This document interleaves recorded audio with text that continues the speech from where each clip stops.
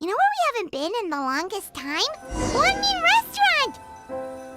Paimon settled.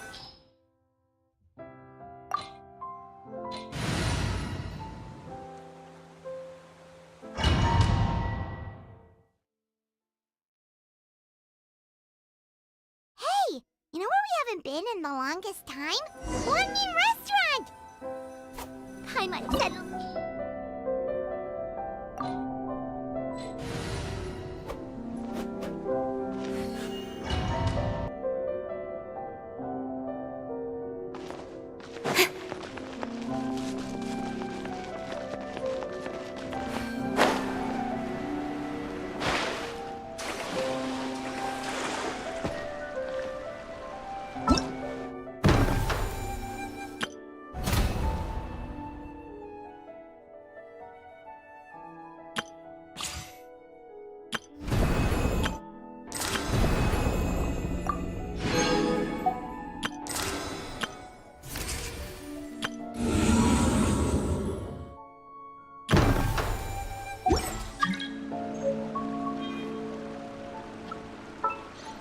Once, there was a glorious kingdom established among the heavens. From that kingdom came a crowned heir, tasked with seeking out the Genesis Pearl from the kingdom of darkness. The first crowned heir began her journey of seeking the pearl. But she was deceived, and the memory of her noble origins faded. She now believed that she was the queen of the kingdom of darkness. But take heart. A second crowned heir had already taken up the path where the first had stumbled. This is the story of your journey, of your tale to be told.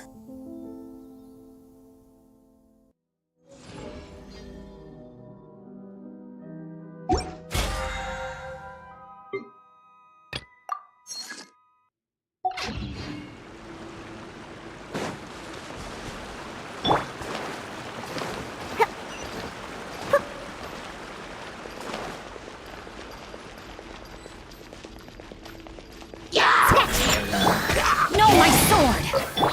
Cut to the chase! Incoming! Hey! Sayonara special! Let me weave you a verse.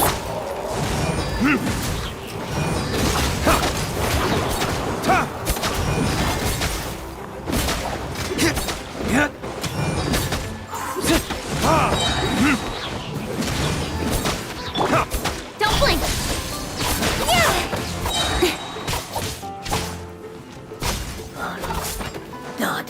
Incoming!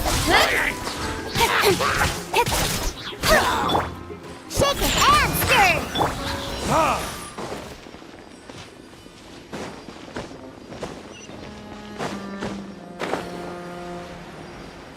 What? The floor here isn't safe!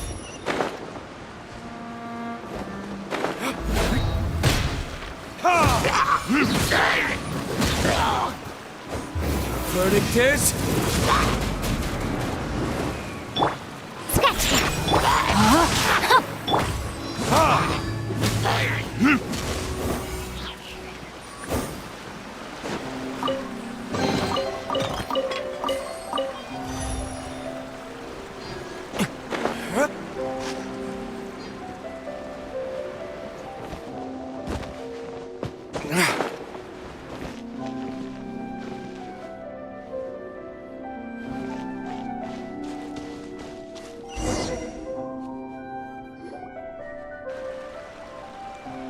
This place has also been contaminated by primordial seawater.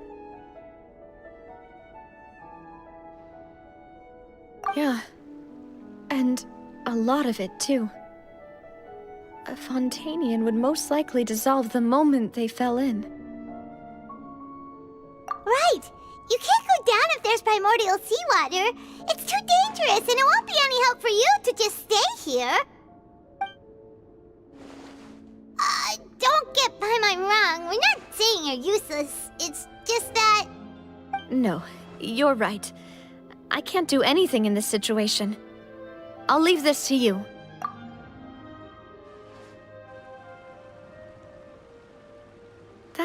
complicates things.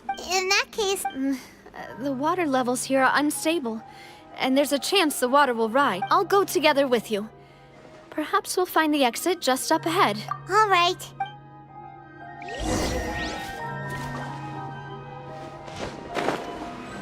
Oh no, it's a dead end! Let's try climbing over from the side.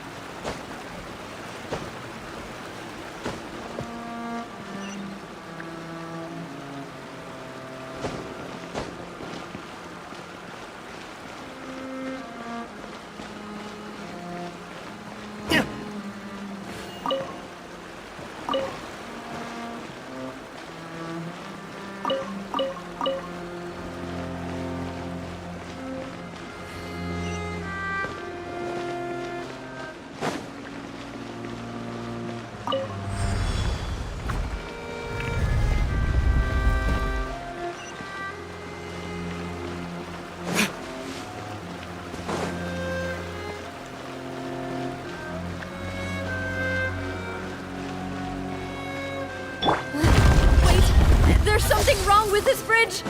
Run for it!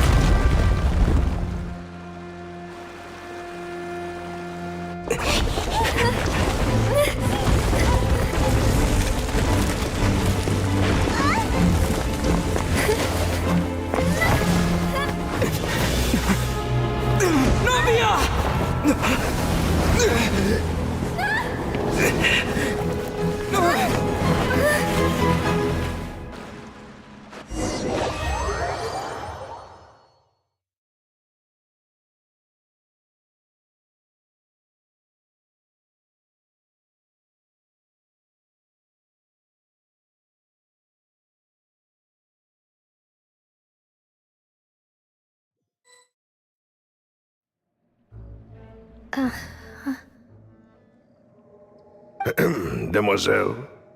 Huh? Demoiselle, what are you doing here by yourself? Would you be standing here till dark if I hadn't come to get... Maybe she just... Yes, it... That's quite Oh. This is a familiar feeling. Is something the matter, Demoiselle? Oh, no. I was just trying... Do you remember... We were headed to see how things were going with him at the... Ah, right. Oh, Miss Navia. Ah, Mr. Malus. And Mr. Silver, too. I've been great. They were knocking at my... Sometime... Oh, yes, Miss Navia. These are some flower seeds that I prepared. Please take them. I don't know what... Did you... Why, we can have as many pots as you'd like, Demoiselle.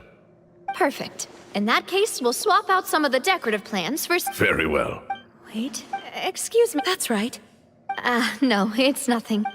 I've heard... And why are there so few people around here? We must mind the time, We do? Well, now... Miss Navia, here you are. I've been looking for you. My trial? Yes, she's right, Demoiselle. It's just... Oh?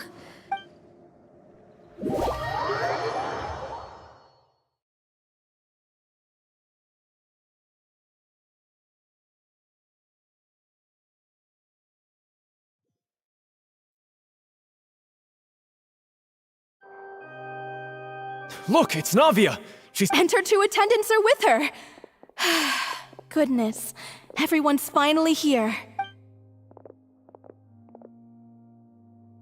There sure are a lot of people here to see the trial. And they all seem to be Karina, Desiree, Joyville, Jolien, Essen. And as for the judge...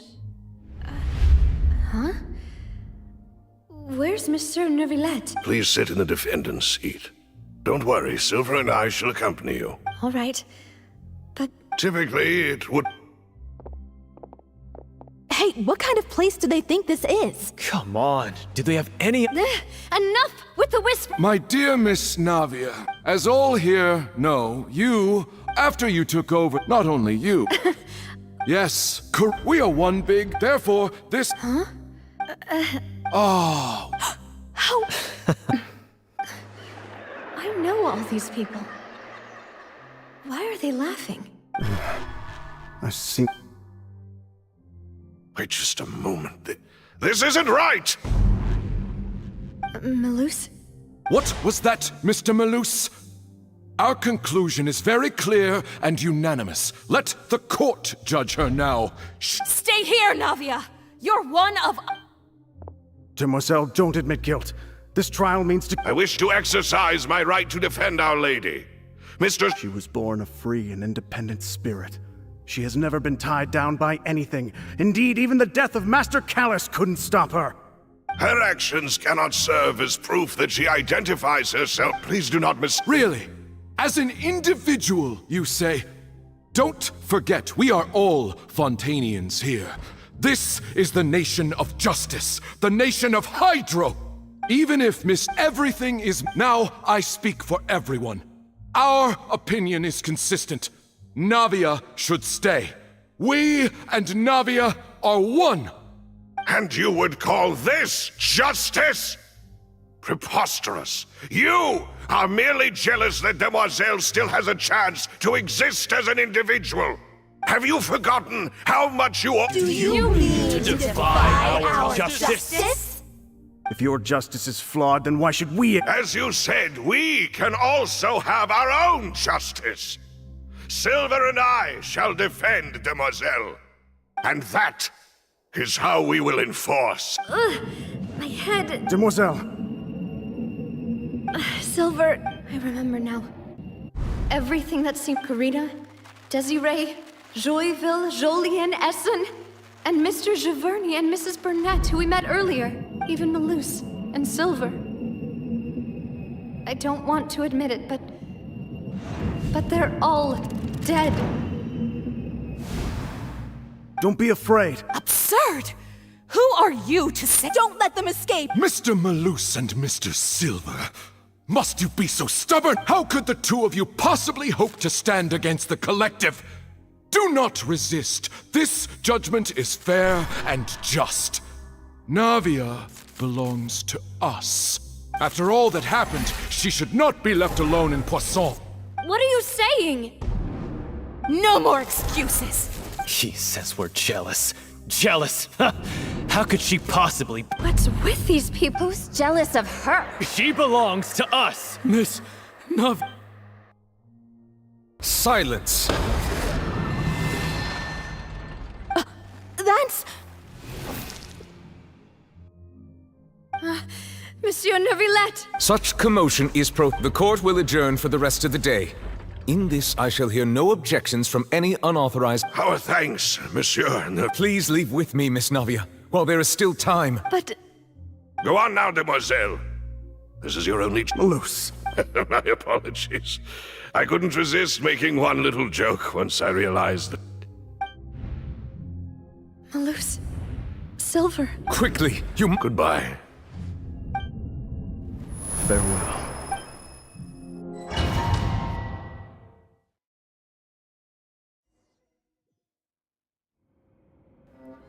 No, wait! Just a second! Hey! Navia? You're awake. Good. I must have been dreaming. Malus and Silver were still alive, and they were defending me at some insane trial. It looks like you're all right. Did all the sad feelings cause you to have a nightmare? Paimon... The ruins you were exploring suffered a cave-in. When I arrived, I found you falling toward the water. You were just about to be dissolved within, but I think I saw two Oceanids protecting you. It was only for a moment, perhaps even a fraction of a second, but they gave me the chance to retrieve you. Were it not for their intervention, I would not have been able to rescue you before your consciousness dissipated. Wait, did you say Oceanids? You mean like what happened with Vache? Perhaps those two Oceanids were the... I always... Please come with me.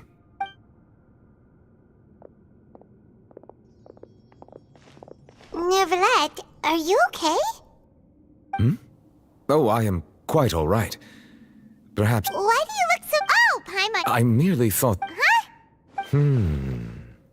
I suppose so. Ah, Sijui? No way! I see. Oh, and the... Thank you. He's still... So, Neverlet... Yes, in fact. Amid my... Yeah!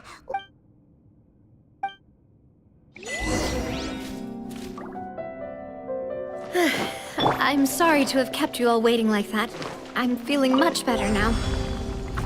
I guess we should get going again. Will you come with us, Monsieur Neuvillette? Yes, if you wouldn't mind my company. Oh, right! Another one joins the party! Let's get going then!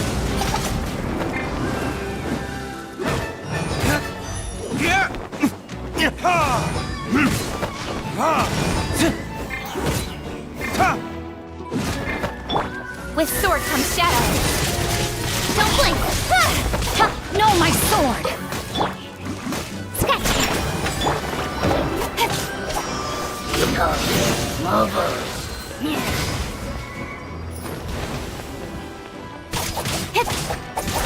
Speed of light! Shake and stir!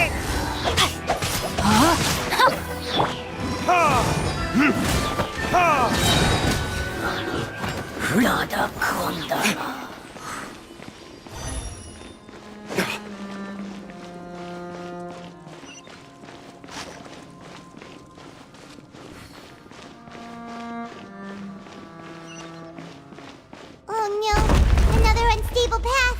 Watch your step.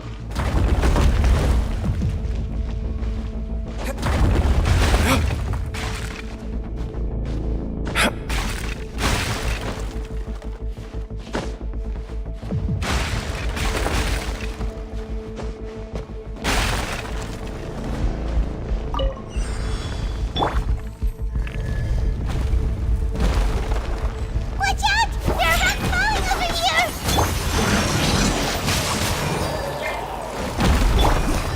Verdict is...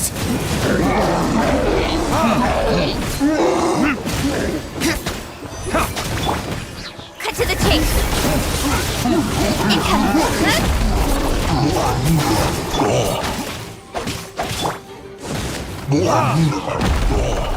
Burn!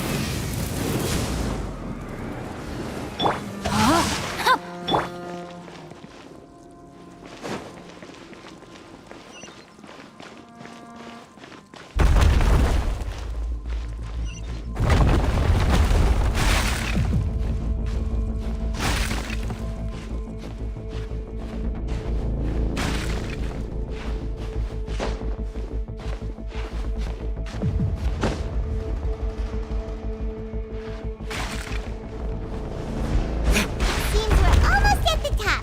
Keep it up!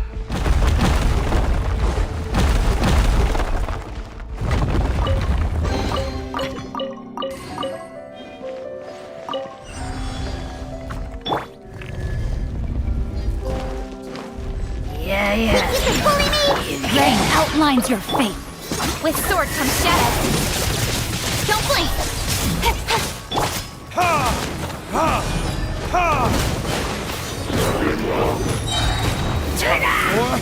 Retribution! Let me weave you a verse.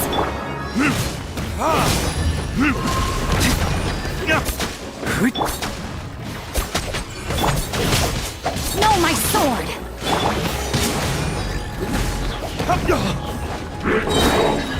Verdict is... Look at you! Boo down! Shaking ass! Speed of light! Cut to the chase!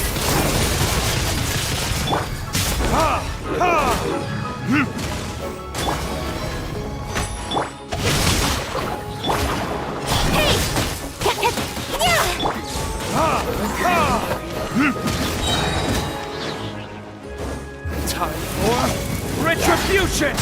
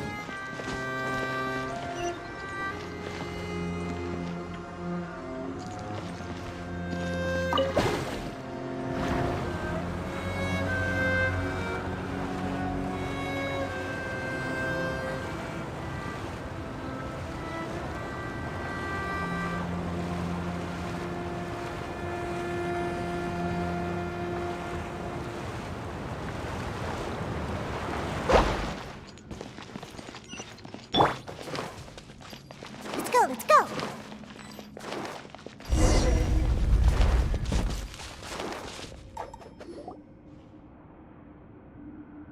Looks like we've reached the end. This is the place. There should not be any other hidden spaces in the vicinity. The path sure had some twists and turns, but it turns out that this place isn't actually that big.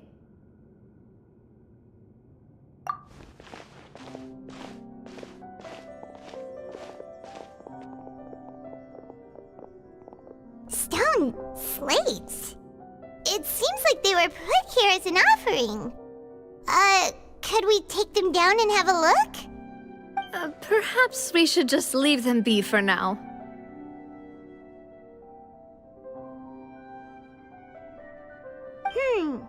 There are 4 locations in total, but only 3 stone slates. The slate that should be in the first empty spot is missing. The surrounding walls also show signs of damage. There's something written below. Let Paimon see. Reason dictates that this nation be destroyed. I shall record the history of its future here in its past. Say what? It feels like someone left these slates and these words here for a purpose. But does he mean that Fontaine should be destroyed? That would fit the circumstances dictated by the prophecy, yes. Indeed, the slate's contents correspond to it. Take the second slate, for example. There's a person kneeling here. She seems so dedicated. And there's a whole bunch of other people behind her doing the same. She's facing this... what is this? Some kind of island in the sky? And is that Lady Farina in the third image? Did the Hydro Archon fall into the water? And is that a ring of people around her? Paimon doesn't quite get it. Are they all in the water? The fourth image. I know this one. This exactly matches the content of the prophecy. The people will all be dissolved into the waters, and only the Hydro Archon will remain, weeping on her throne.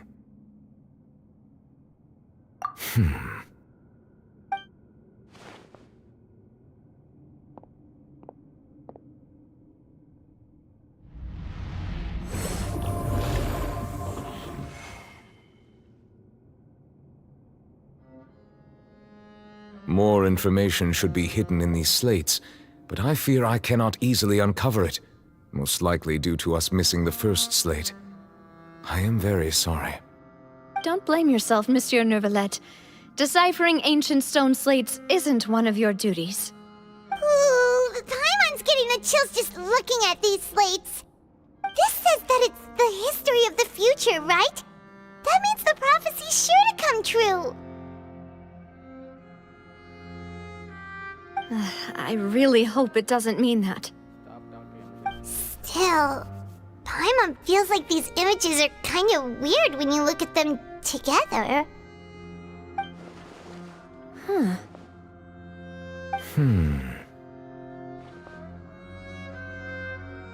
That's right! If the images are in chronological order, shouldn't the fourth, the waters drowning Fontaine, come before the third? Where the Hydro Archon herself falls into the water? And yet the order is reversed here.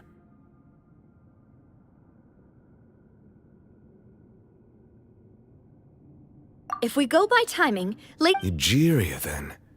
I had the previous Archon kneeling before the floating island in the sky. Did she herself commit that sin? Also, I'm still... But who? It seems that any further clues will have to come from... In that case, there's no time... Yeah, we better get somewhere safe for now.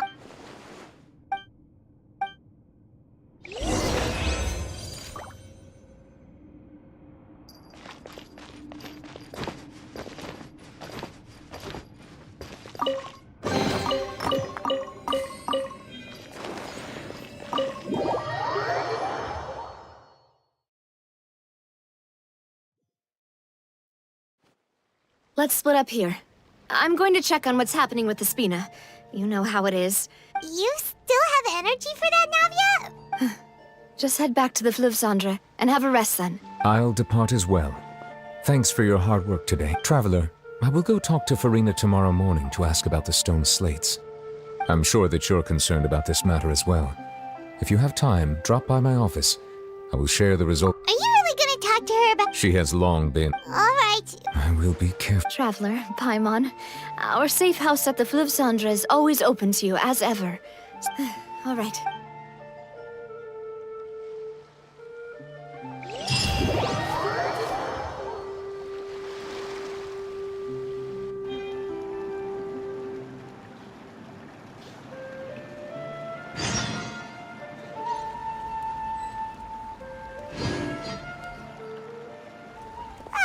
We're finally back!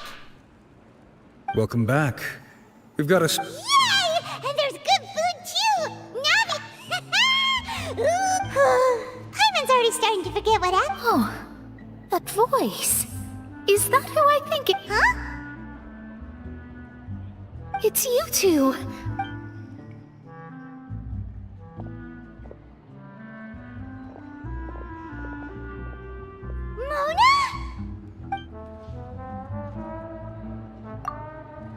Seriously, nobody just uses a scry glass whenever they've got time. Still, we didn't expect to see you here.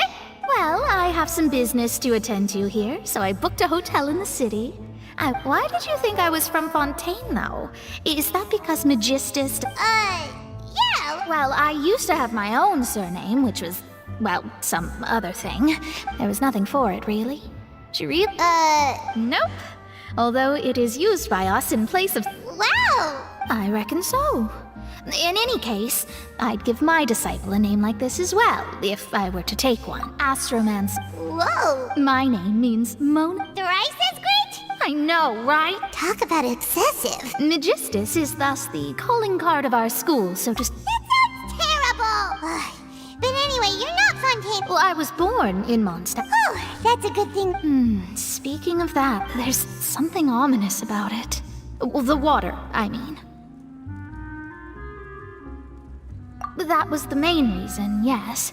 Just a while back, the invitation was sent quite early on. What do you make of that prophecy, Mona? What I can tell you is that I'm an astrologist. And that I'm afraid that this is not that on the flip side. The prophecy... A visionary? Sounds really powerful and all... Of course. The old hag could do it. And I'd bet there are others amongst... Huh? Are you sure? Thanks, Mona. You're... Oh, well... That's the greatest of astrology! Indeed. That's... Oh, sorry. I came to see what all the commotion was about. Oh, whoops. Guess we were getting a little too carried away there. Well, I'll go tend to my own business. And there she goes, quick as rushing water. And here we are with the Spina guy giving us... If Paimon hadn't spoken for you, it'd be you getting up... that's more like it.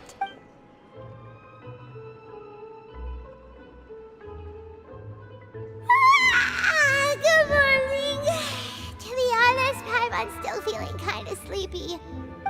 But it's time to get up, traveler.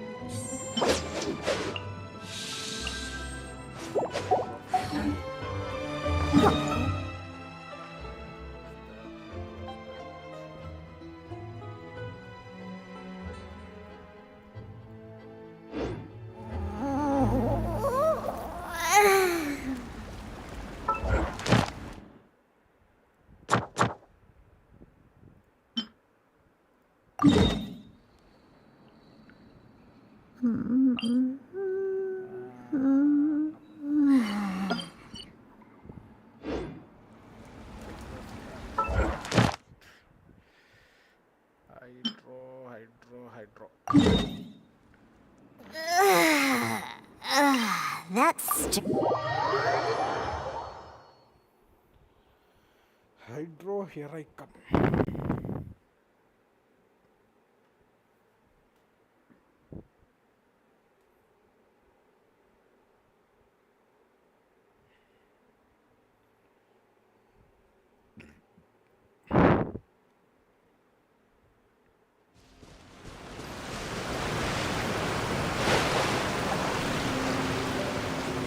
I'm here. There you are, eavesdropper. No, my sword! The more, the merrier. With swords from shadow over here.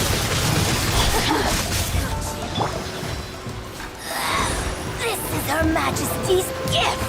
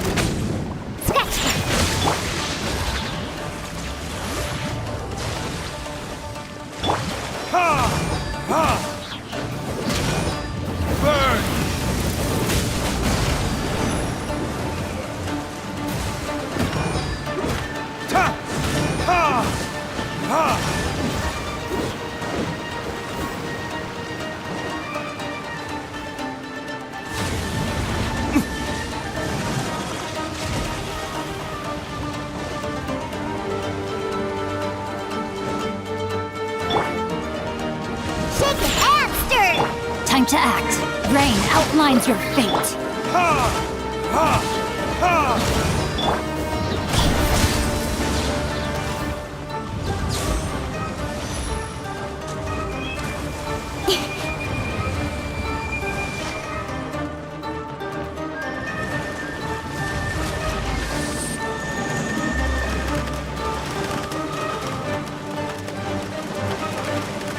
Don't blink!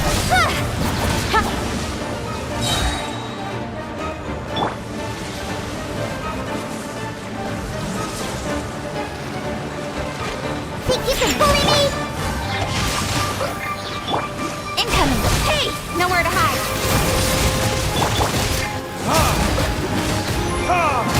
Time for retribution! Diana Special! Scratch!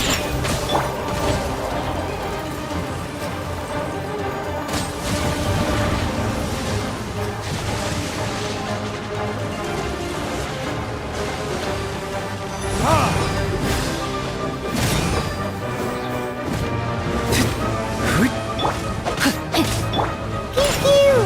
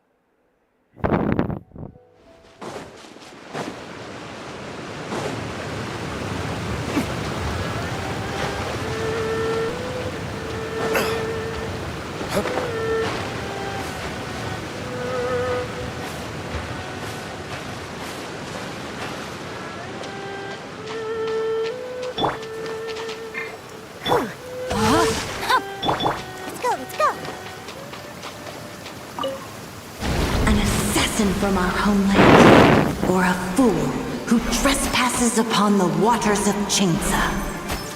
Coveting the shapes of the living, pure water can take on many forms.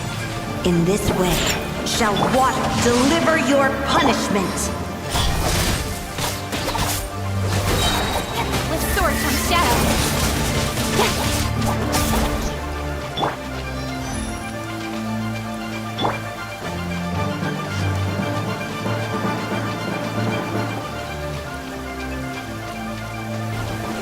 Time to act.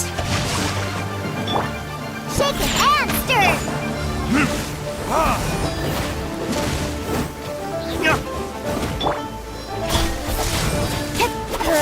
The power of water is its ability to take any shape.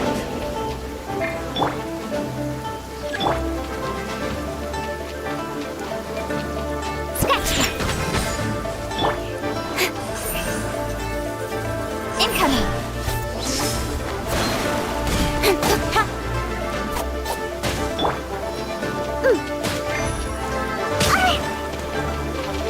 Think you can bully me?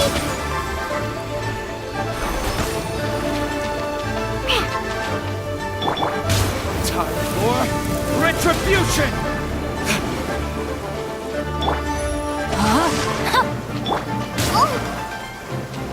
Shake it and stir! Choo! Hey!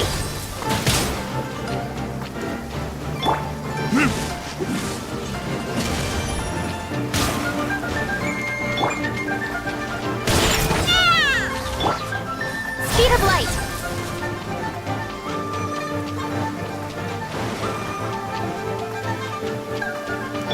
Rain outlines your fate. Can't handle your drink! Huh! Scratch! Huh.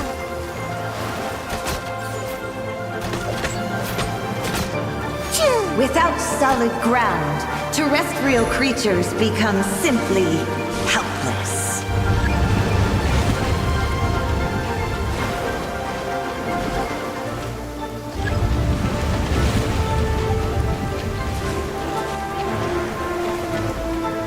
The power of water is its ability to take any shape.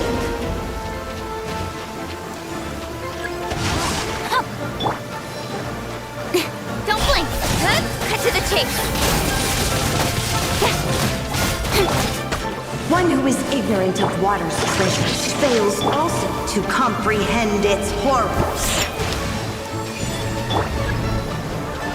Speed of light! Hey!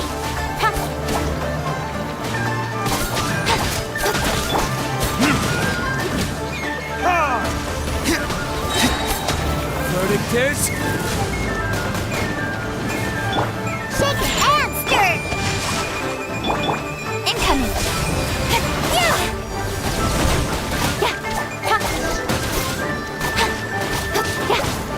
Speed of light!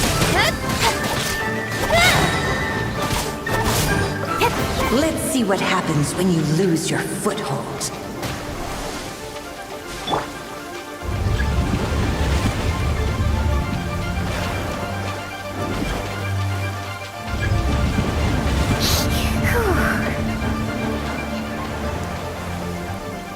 The power of water is its ability to take any shape.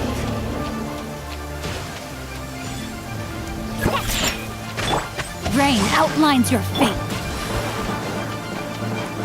Hey! Nowhere to hide. As long as rain falls and rivers flow, water will exist forever. If you aren't coming, I'll...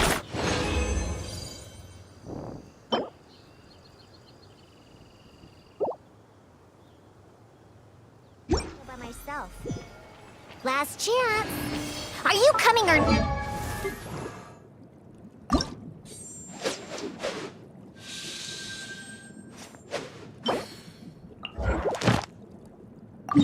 not?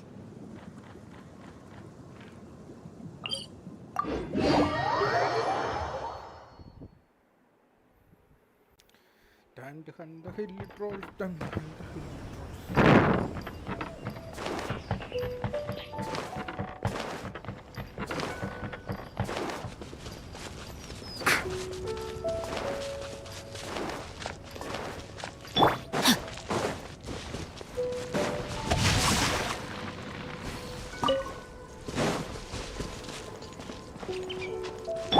Think you can bully me?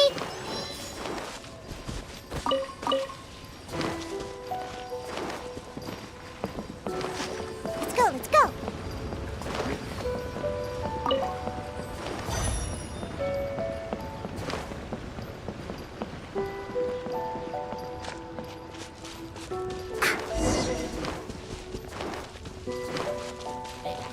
Shake it and stir it. Incoming!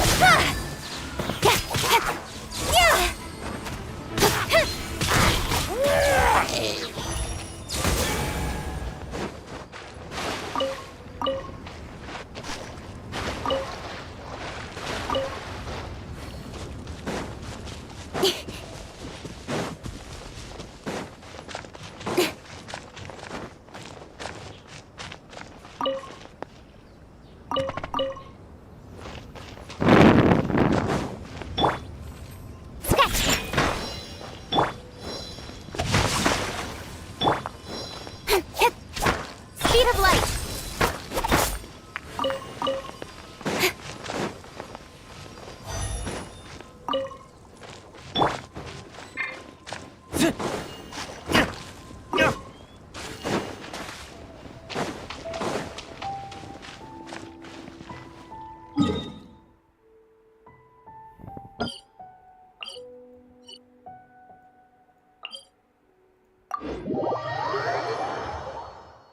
Time to kill the wolf.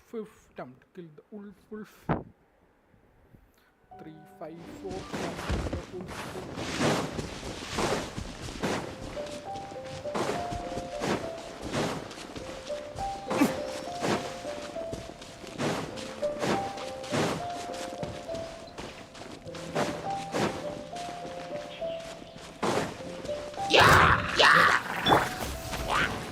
Think you can bully me?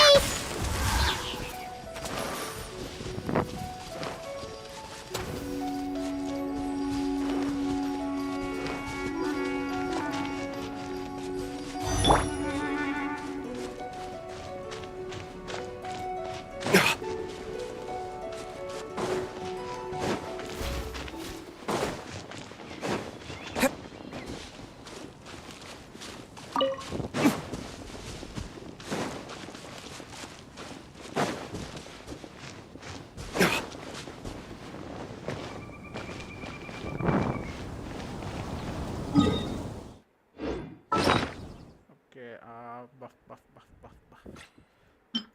Okay, attack buff, defense buff, resistance, sure.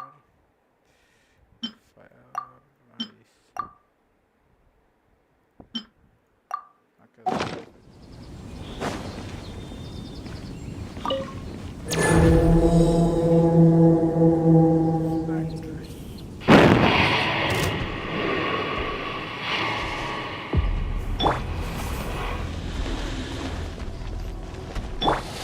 Burn! Shaken and stirred! Look at you, Bootail! Incoming! Cut to the chase!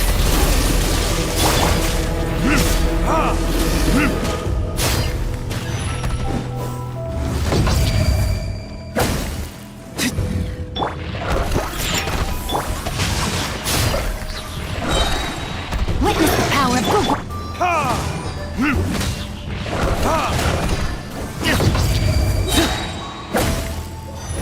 Verdict is...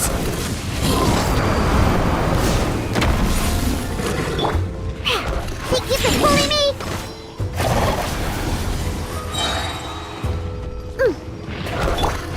Speed of light!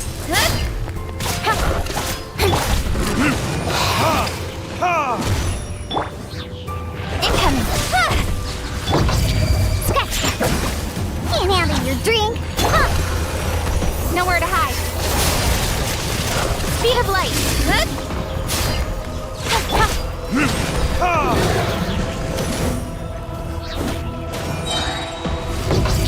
Burn!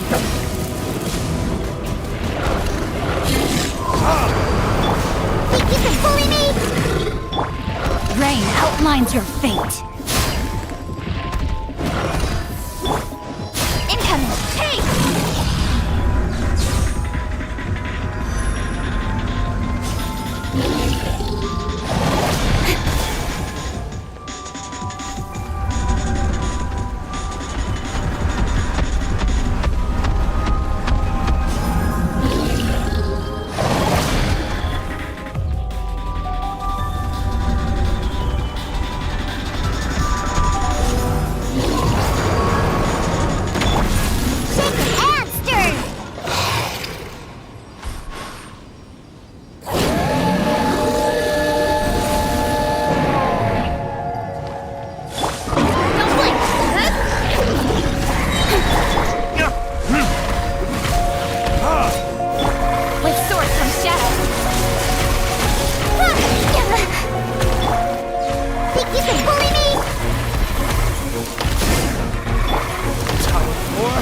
Retribution!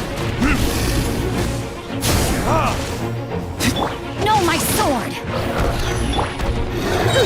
Diana Special! Shake and stir! Incoming!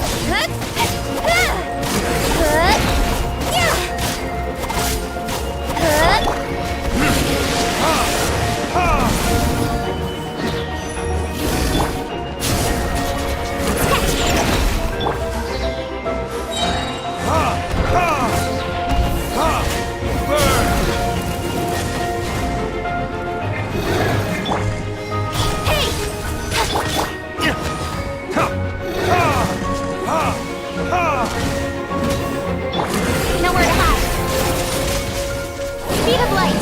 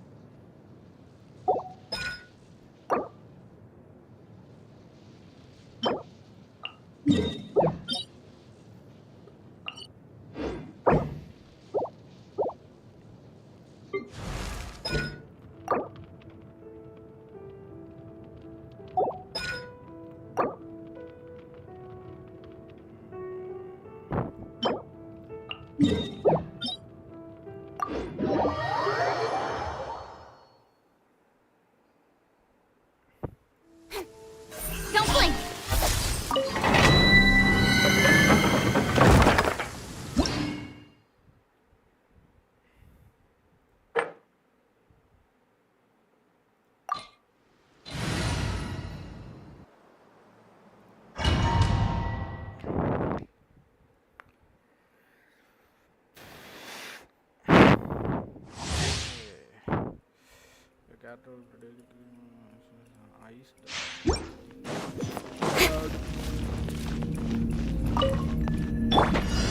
Think you can bully me?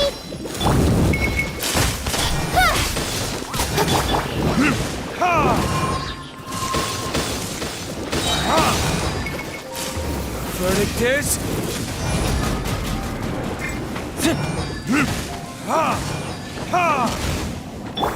Incoming! Hey!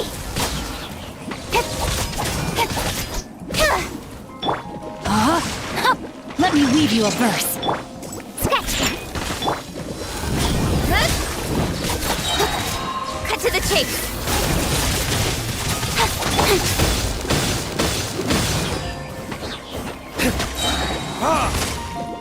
Burn!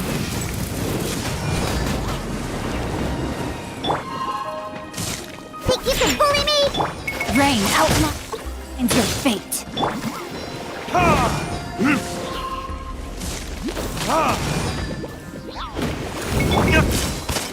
can't handle your drink. Huh. Hey!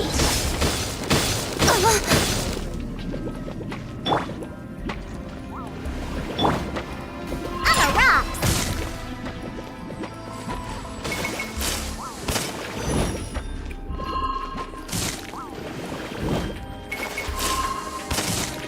Scratch that. Don't blink.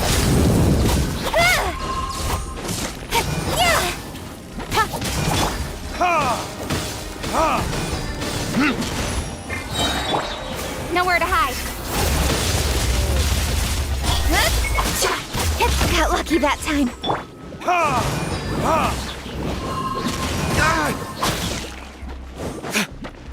Verdict is... Shaken and stirred.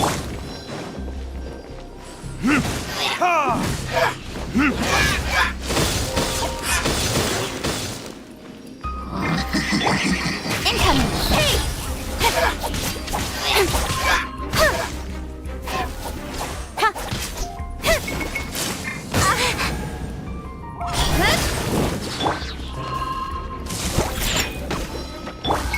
Cut to the chase.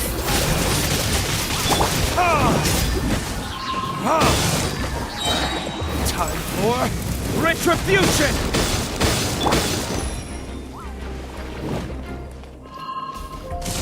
Yeah! Diana Special! Speed of light!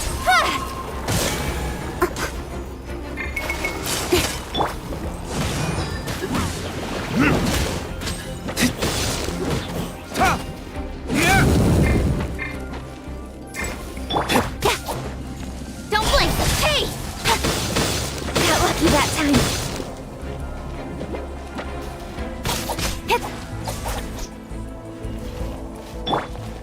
Scratch that. Incoming.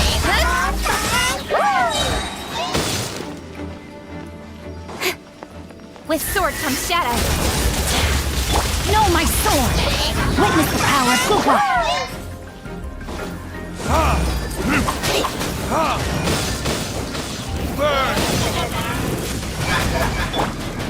Speed of light.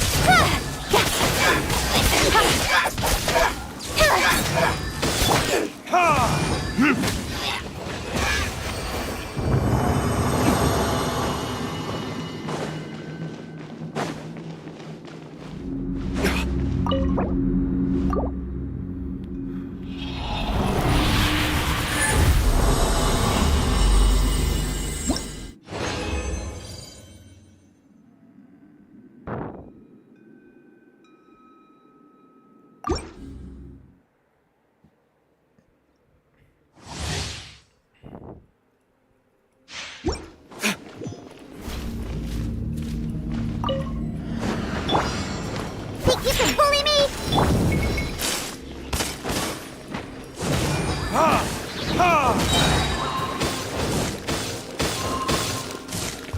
Verdict is...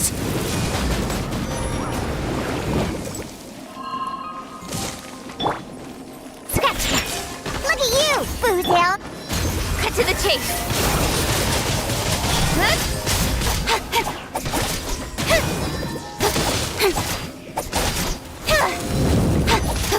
Don't blink.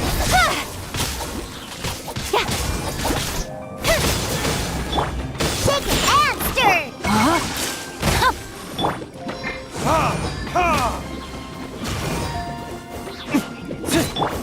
Incoming. Hey! Nowhere to hide.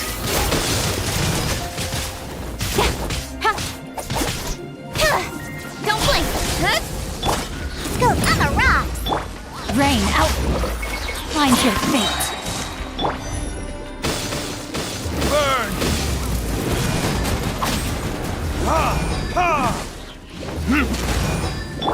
Speed of light. Think you can bully me? Let me weave you a bird. Don't blink. Hey! Cut to the chase.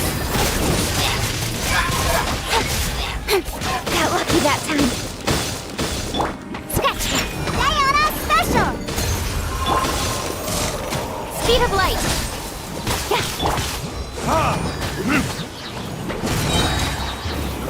verdict is...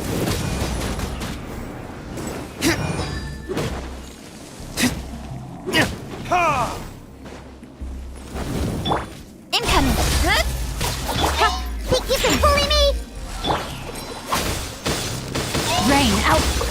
Finds your fate.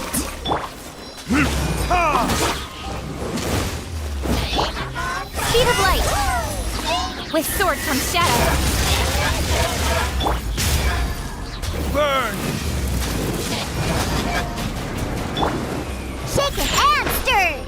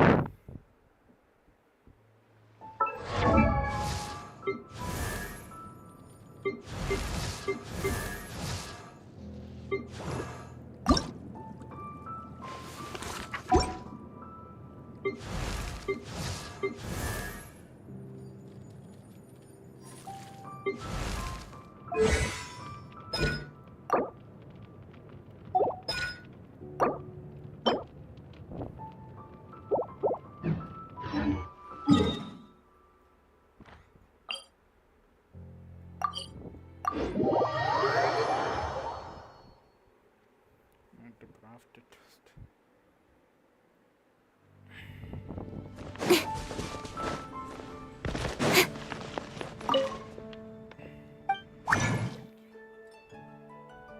Craft this, right?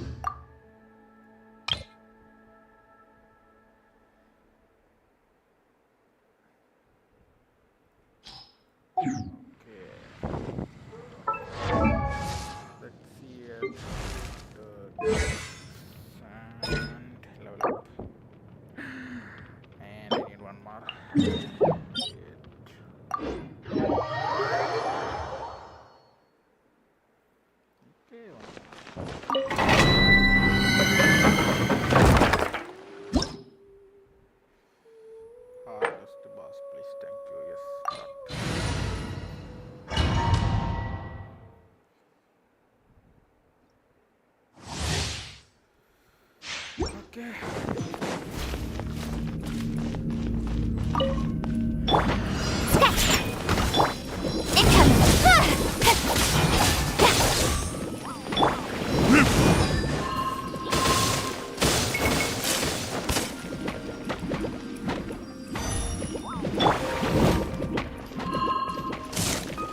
Think you can bully me? Look at you!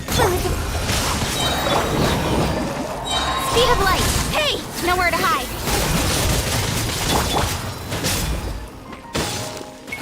Time for retribution!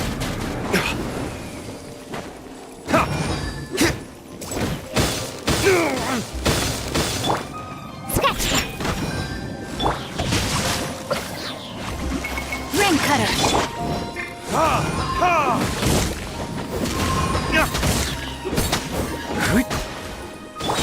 Don't blink! Burn!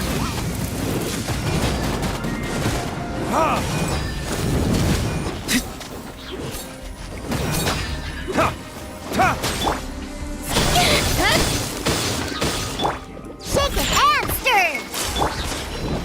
With sword comes shadow.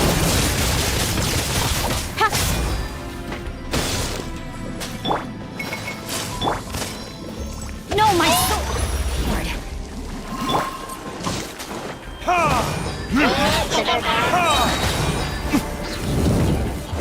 Verdict is... Where'd that come from? Think you can bully me? Diana special! Don't blink! Hey!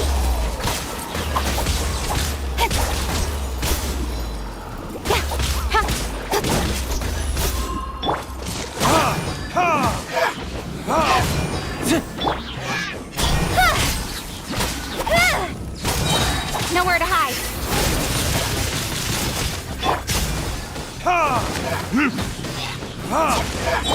Shaken and stirred!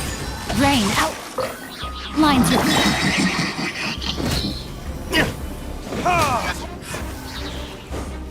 Witness the power of Gugwa. Burn!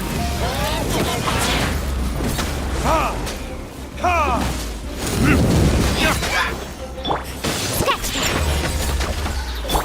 Incoming.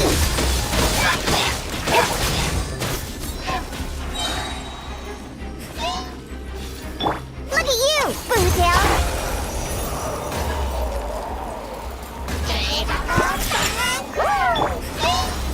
Speed of light. Cut to the chase.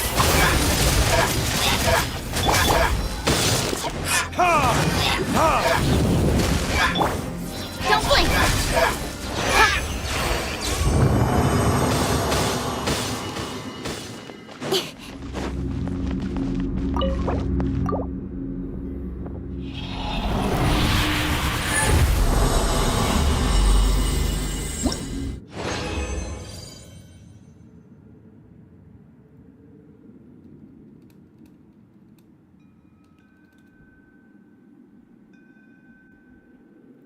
I just rarely play stuff. Sometimes I play, sometimes I don't. Most of the time I don't play.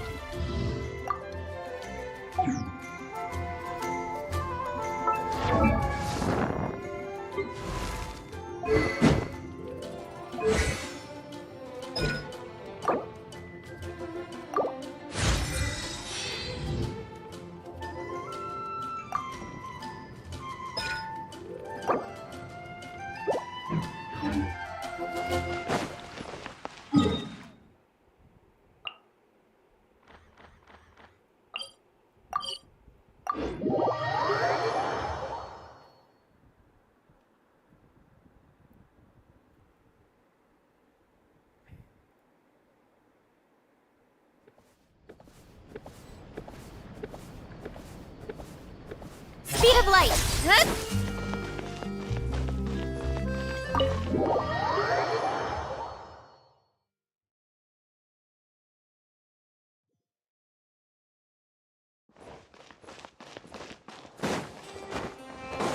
Incoming. Hey!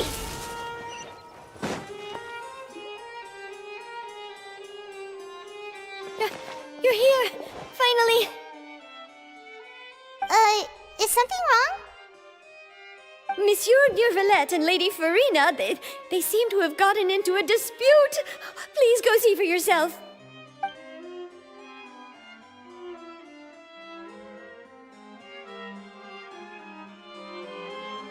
Like I said, I've already explained everything. And yet the problem has not been properly solved. There is little space for excuses between us. It is not my intention to offend you, but please, tell me where you stand. You are the Hydro Archon Focalor, are you not? Look at this. This is a list of the victims from the recent Poisson incident.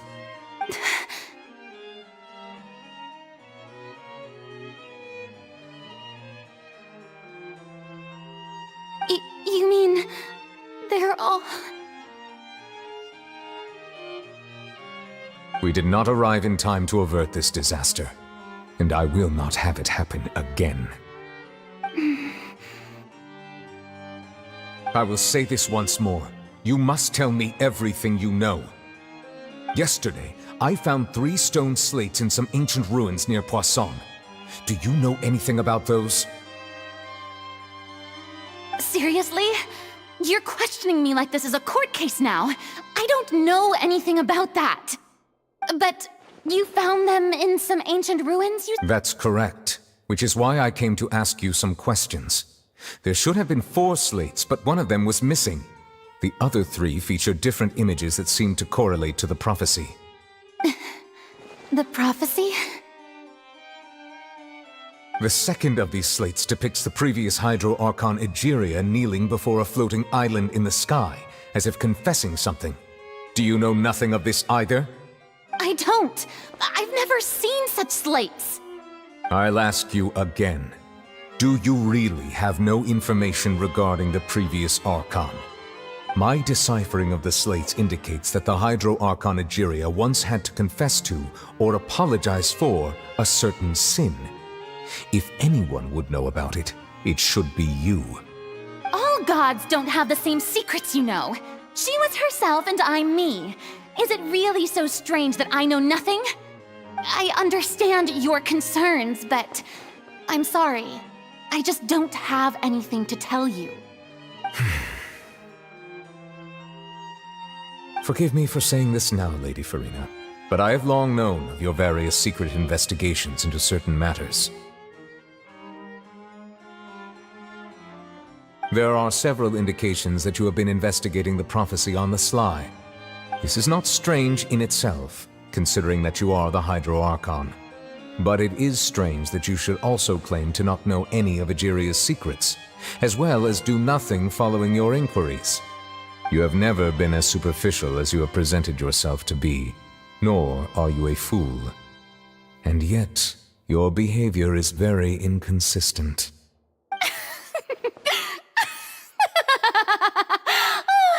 So you've been watching me all this time, have you?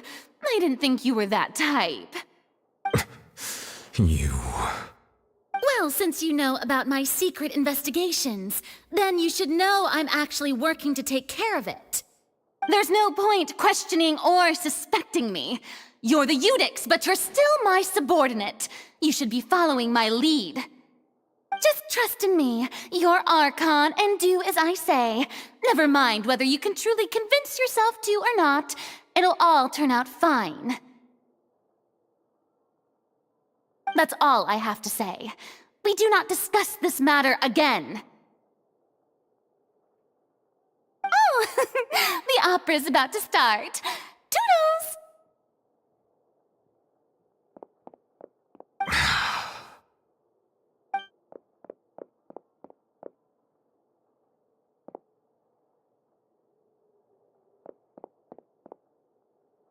Did Farina not notice us standing by the door? Wonder what's up with her. I assume you've been outside for a while now? Oh! You noticed! Seems Farina didn't even realize we were here. She was in a great panic, though I cannot discern the reason. Our discussion reached impasses time and again, a state of affairs that we cannot allow to continue. Still, I do not understand. Dialogue is the basis for understanding, so why did she keep refusing to engage?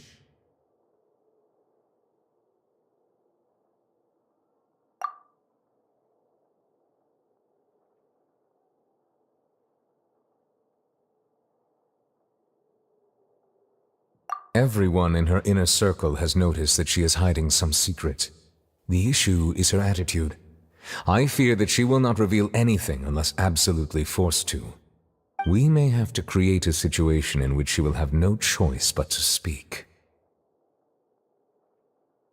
Oh? Like what? Normally, people will only reveal the truth when standing trial. Perhaps we must have the Hydro Archon experience just such a scenario. But Farina's seen so many trials, and she's really good at dodging questions. How do we make sure that she won't just slip away at the first chance she gets? We will need to consider this thoroughly, join forces with various parties, and then do what we can. If at all possible, I would prefer to recuse myself from this affair, but we must prevent the prophecy from coming to pass. This may be cruel to her, but all Fontaine is in crisis. But who will...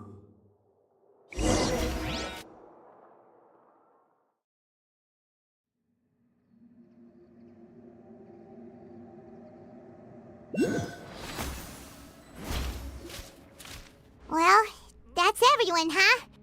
Speaking of which, it was pretty smart of you to think of hiding here. Poisson was just involved in a disaster, so it's presently devoid of people. That naturally makes it the best choice. And here you are drinking tea like it's the most natural thing in the world, huh? That's what families should do. Sit and enjoy a leisurely time together. It's nice to enjoy tea here, you know? Care for a cup? Lend me your ears, everyone. Or perhaps one of you might like to start us off. How about you, friend? Me? No, I don't think I can. Then, how about you, good sir? I fear that I will cause the mood on this boat to become as somber as it is in court. Well then, I guess we're lucky we've got a local like me to organize things. Wonderful, the spotlight at last. I guess I'll be facilitating things from here. That was a little long-winded, don't you think? Oh, you might be right. Anyway, to cut to the chase, our friend here, the Traveler, has brought us together to discuss something. As for what that is, well, let's start by saying that we'll be pooling our efforts together to create a series of traps. Oh, how intriguing. Well, it's just an expression, really. One that I just learned from Chlorand, and used on the spot. So, let's invite her to explain in detail. A round of applause, please.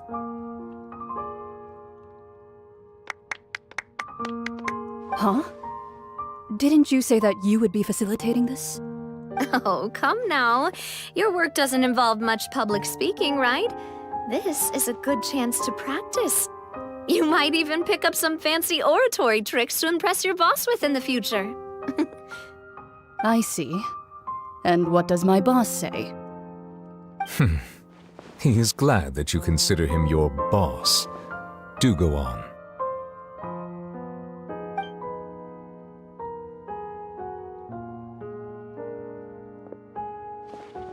In that case, do any of you have experience hunting? Not that I recall. Fremine and I once used a wooden stick in a basket to catch wild rabbits when we were younger. As for Lynette, oh, right. You were sick that day, weren't you? I've also gone diving to catch some fish before. Does that count? I'm afraid not. You may or may not have heard, but Fontaine once played host to a group known as the Marechaussee Hunters. Though that was their name, they did not hunt animals, but rather various monsters left behind by the ancient dynasty of King Remus. Today, Fontaine's monster population has already thinned greatly, so the hunters have blended back into society, taking up arms in other lines of work. They even left a unique methodology of hunting in their wake. A trap comprises of the following components: bait, a trigger, and a containment device. Sometimes a lethal implement will also be necessary to deal with the prey. So, if we were to build a trap together, right now, what would you choose to build it with? For me, I would prefer something basket-shaped. Pigeons and rabbits will see the bait and naturally enter the snare. Our line of work requires a deft hand, and we're some of the best in the industry, so you can count on our techniques. You used some of those techniques while moving the people of Poisson, didn't you? My subordinates mentioned that you even performed some magic for the bawling children. Yes, and I even managed to gather some intelligence in the meantime. I'm quite the multitasker if I do say so myself. I'm afraid I can't claim that as my strong suit. I prefer more stable methods, like placing bait in the water and waiting for the fish to come within reach. That's the kind of method I would count on. Calm and steady. Exactly the kind of person who would catch loads of fish. And I can be their assistant. With discretion, I'm sure. I'd probably use some sort of mechanical animal. Papa once bought me some small clockwork squirrels, mice, and such. When placed in the forest, they can attract others of their kind.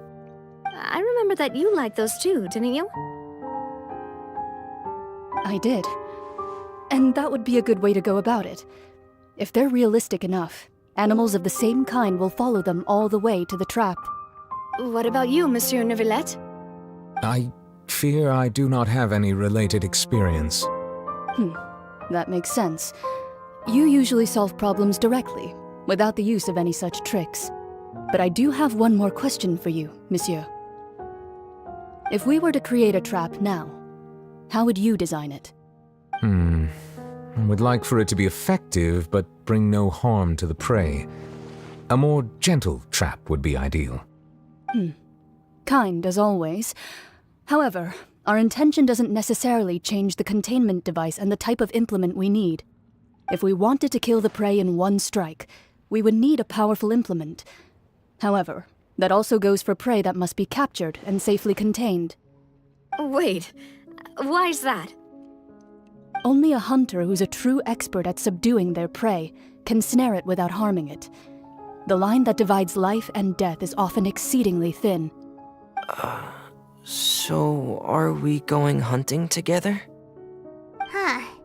We hadn't thought of seeing ourselves as hunters.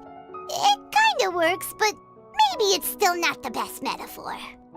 If our means of capturing and dealing with our prey is to put them on trial, then the hunting metaphor is actually quite accurate.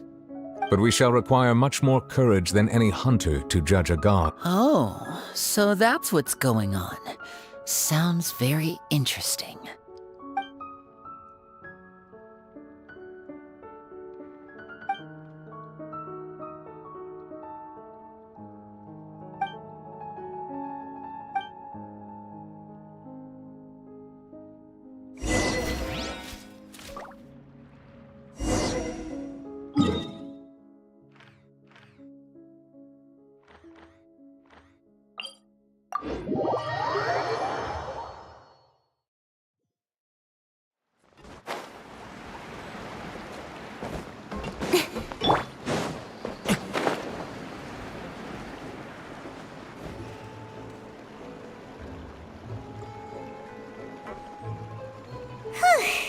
It's been a tough few days, hasn't it?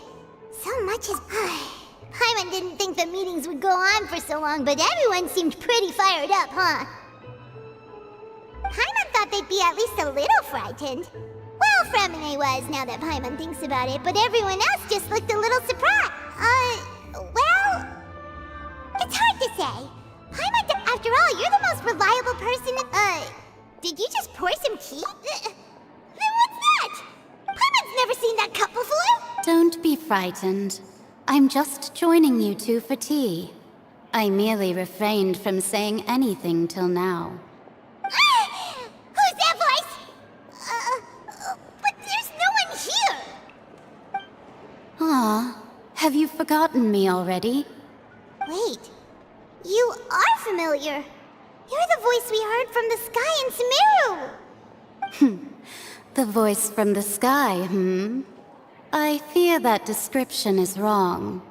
Though, not completely wrong. You're feeling lost now. just as you were feeling previously. I sensed that. Consider me a passerby. Just the prophecy. Yes, what has been prophesied will be fulfilled. You may view such things as the history of the future. What? Then is there any way we can stop it? I believe you have witnessed a failed attempt with your own eyes. Can everything in Tevat so easily be changed? So you've caught on. Just as prophecies are usually only the future as seen from the perspectives of the gods, could things be happening in hidden corners where the gods' gaze does not fall? Are the things that you shall see different from the fate that the gods perceive?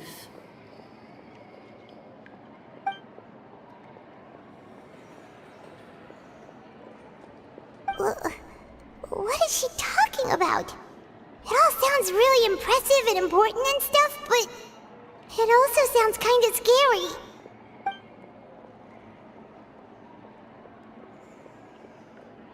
I believe that you understand, right? Some things are insignificant, but others you must reach out to change. Ultimately, fate shall serve as your only guide, no matter what will happen in Tevat's future. All you need to do is to play your part. This was good tea, by the way. Thank you for your hospitality. Well, that'll be all for today. The voice. It's gone.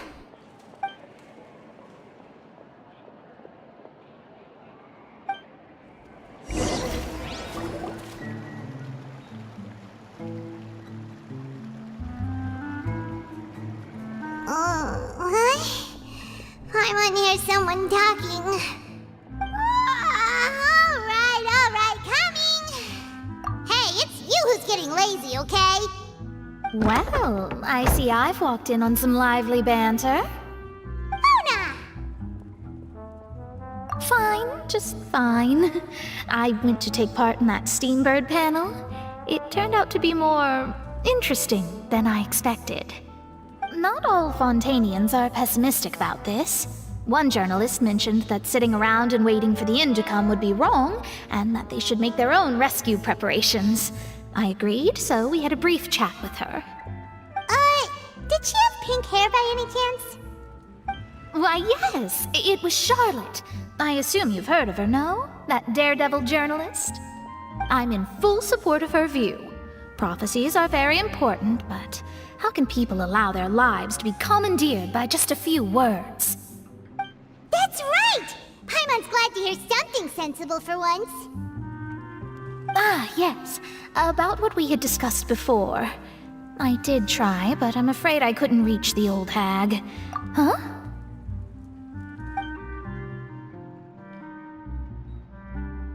Goodness gracious. Are you serious? She said that even the god's gaze has blind spots. Pretty bold if you ask Paimon. Most people would believe the gods to be all-knowing, right? The Hexen Circle members are certainly anything but ordinary. As for the mage named N, the old hag has mentioned her a few times. She said that N's sense of direction is incredible, and that she loves guiding those who are lost.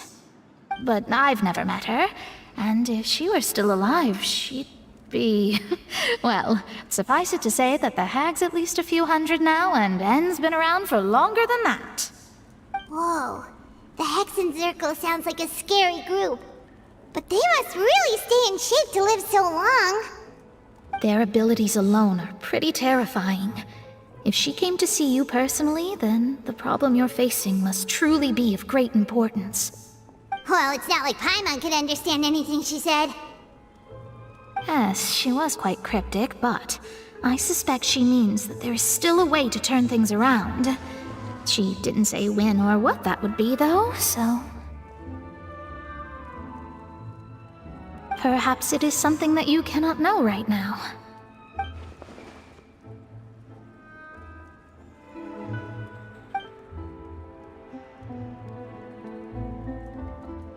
Traveler, Paimon? Are you two alright? Oh, we're fine. We're just a little down right now. It kind of feels like the end is coming, you know? I see. I feel that same sense of desperation, too. I guess you could consider me someone who has often witnessed fate. So far as I have seen, it cannot be swayed. But even so, I still hope for, and believe in, miracles.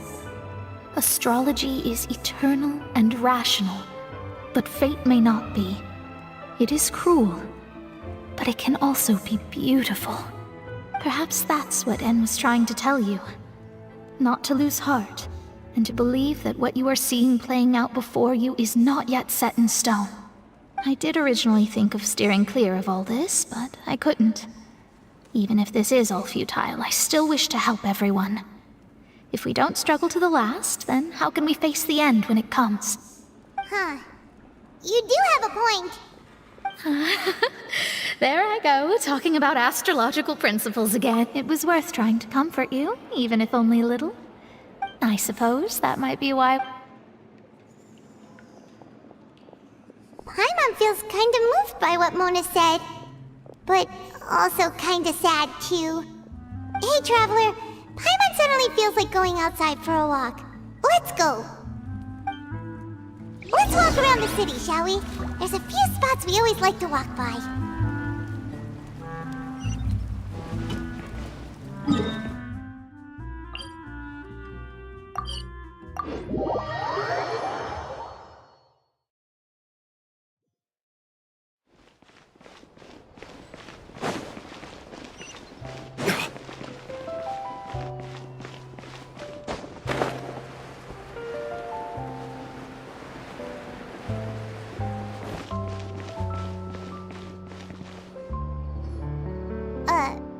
Huh? Our names are written... Let Paimon see! The underwater stronghold, the Fortress of Meripede, has continued in its noble autonomy, but that does not mean that others cannot interact with it. My recent attempts to enter the fortress bore little fruit. Huh. Guess Charlotte still hasn't given up on that. Thus, did an Outlander friend become the focus of this report, a blonde adventurer with their white fairy legends trailing in their wake. It is said that this mysterious traveler once visited the underwater fortress. So while the fortress's interior remains a mystery behind closed doors, do not fear, for the tales of the traveler contain surprises in spades. Journalist Charlotte's biggest scoop yet, the Traveler's Trail, World Walker. Huh. Charlotte took so many awesome photos of us and we never even noticed her! She hasn't been able to get a hold of anything at the fortress, so since we're easier to find, she's... Ugh, seriously? Well, fine. Those headlines and photos do look cool, so Paimon will forgive her this time.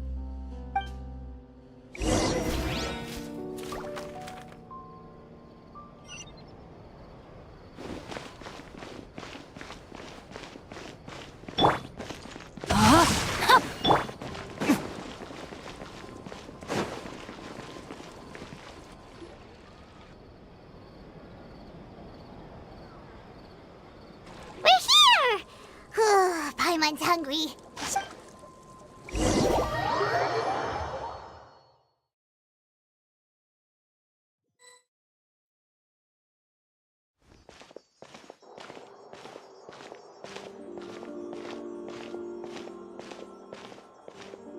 Hey, quick! Look!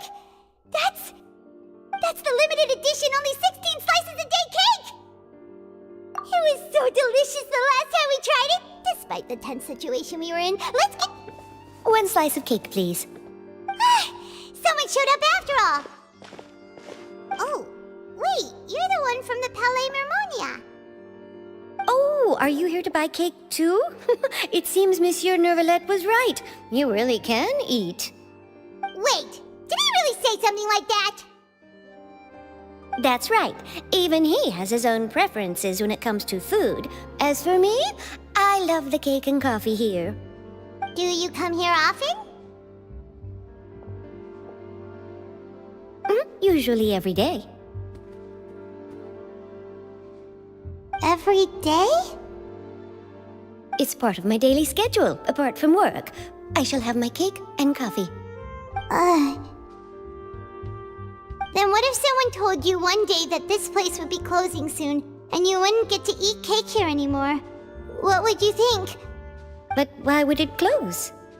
Well, Paimon doesn't know either, but maybe the waters will rise tomorrow. You know, like in the prophecy. Oh, the prophecy. To be honest, I haven't paid much attention to that. No, still, even if there'd be no more cake tomorrow, that wouldn't keep me from having some today. No, it's the same for eating in general. You might not be able to eat tomorrow, but if you can do so today, then you should carry on. That's what people call living, you know. Huh. Don't be sad. Excuse me, could I have 2 more slices of cake to go? These 2 slices are for you. Sijuin said that this kind of expression you're making is what humans call being sad. Oh, you know Sijuin? I sure do. She was born before me, and she sometimes comes to the surface to teach us things about humans. She said that humans are creatures that are saddened easily, yes, and you can only lift their spirits by feeding them delicious food. So please try the cakes here. I've got something else to do, so I'll be going now. You two try to stay in a good mood after eating, all right? Bye!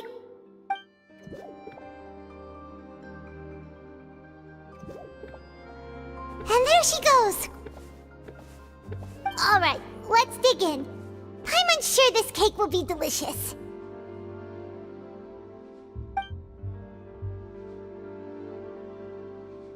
It's more delicious than last time! And the flavor gets even better with a sip of tea. It sure would be nice if we could always eat delicious.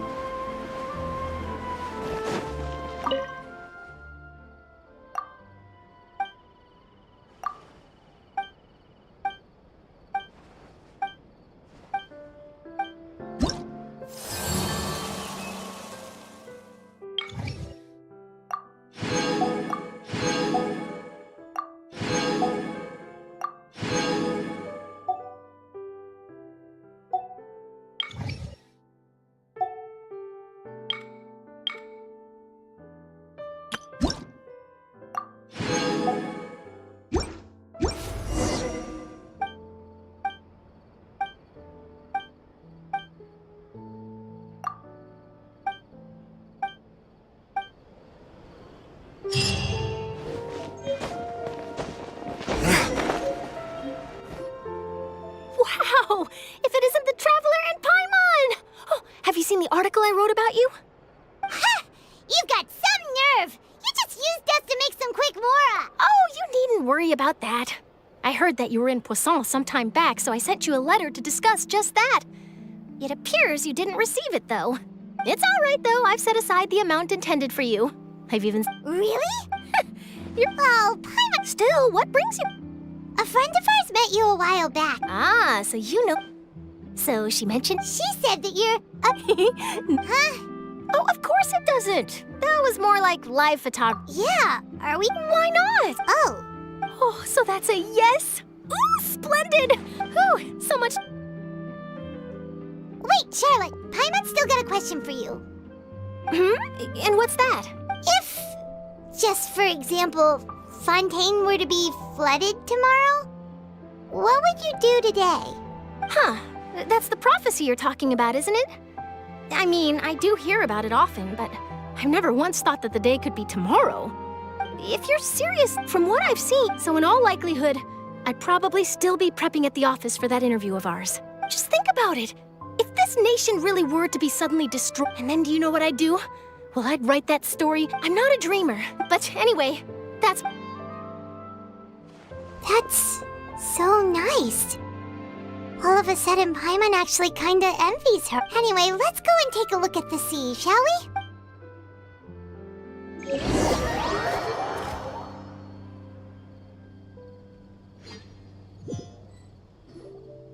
The sea breeze and scenery can be a pretty soothing combo, huh? Paimon's been thinking. If it wasn't Fontaine, but all of Tevat that would be destroyed tomorrow, where would we go and what? No, Paimon. We've always been moving to the next You mean, still trapped? Huh.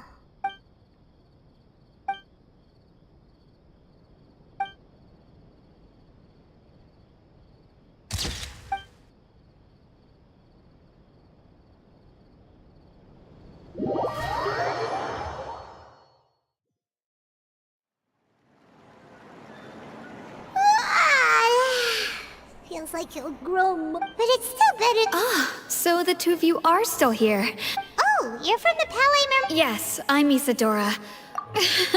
Not at all. Yes. Alright. Well, that Lady Farina, loudly accusing her of doing nothing about the prophecy crisis. And before she could, the crowd continued to go. So people have I agree. So what happened after? Seeing that the situation was spiraling out of control and that further argument was pointless, she claimed that she'd gotten tired of this and left in a hurry. The Marechaussee Phantom had their hands full maintaining order and did not catch where Lady Farina had gone. Only when things had stabilized did we realize that she had gone missing. So, you mean she's still missing? That's right. That said, I don't think there's much good. Don't worry. Is that... Well, sounds like we should hurry over to Poisson then. If we know Farina, and as we also know, when Nervalet was talking to her in the Palais Mermonia, and she heard about Poisson, she couldn't hide her sadness and remorse. It would be hard for her. Paimon thinks, Well, what do you think? In that case, there's...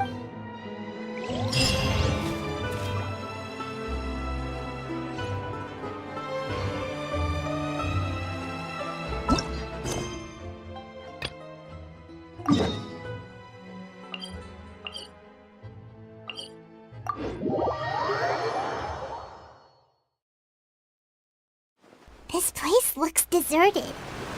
Guess all the survivors must have evacuated already.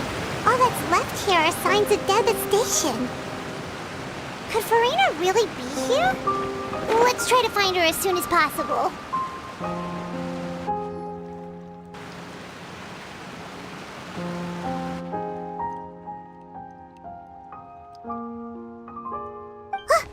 That's Farina, right over there. She really is here.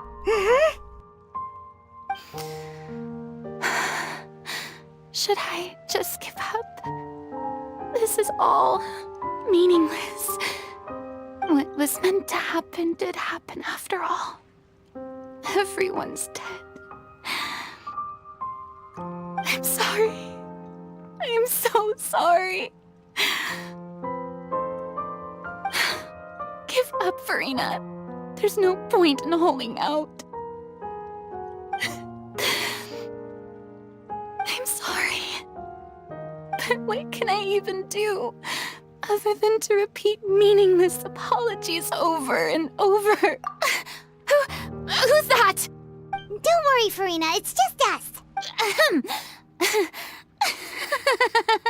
So it is you, blonde traveler from another land. Why, I almost thought you were someone from that mob of my ignorant subjects. Come to kneel and beg for my forgiveness. Farina, you were crying just now, weren't you? The tear stains on your face are obvious. What do you mean, tear stains? Oh, I remember. The show at the Opera House earlier this morning was so moving. I'm still trying to process it. Who did that uncivilized rabble think they were, disturbing my enjoyment of the arts? They even dare to tout their Archon! I must teach them a lesson. I can just imagine their twisted and frustrated faces once they realize that I'm nowhere to be found. Oh, and I'm sure Nouvellette and those people from the Maréchaux Fant...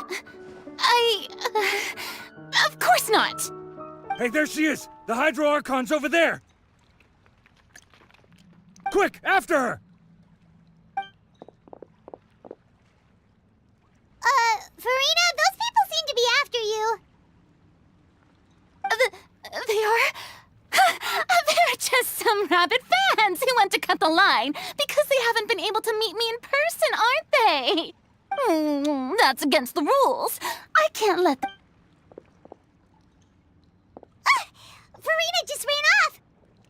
Quick, we have to catch up!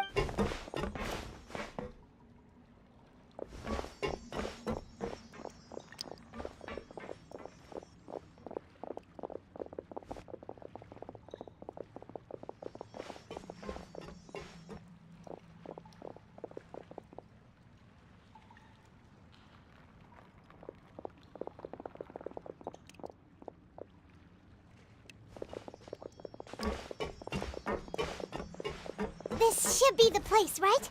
Hey, Farina! There's a good hiding spot over here. Quick, come to Paimon before the rest of them catch up to you. What is this place? Hurry, they're almost here! Fine. I suppose haste is warranted. Lead the way.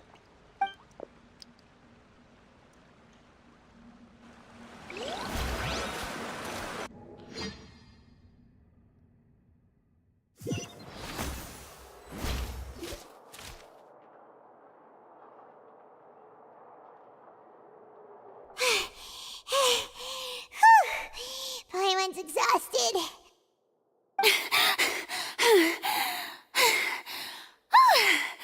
I'm so tired.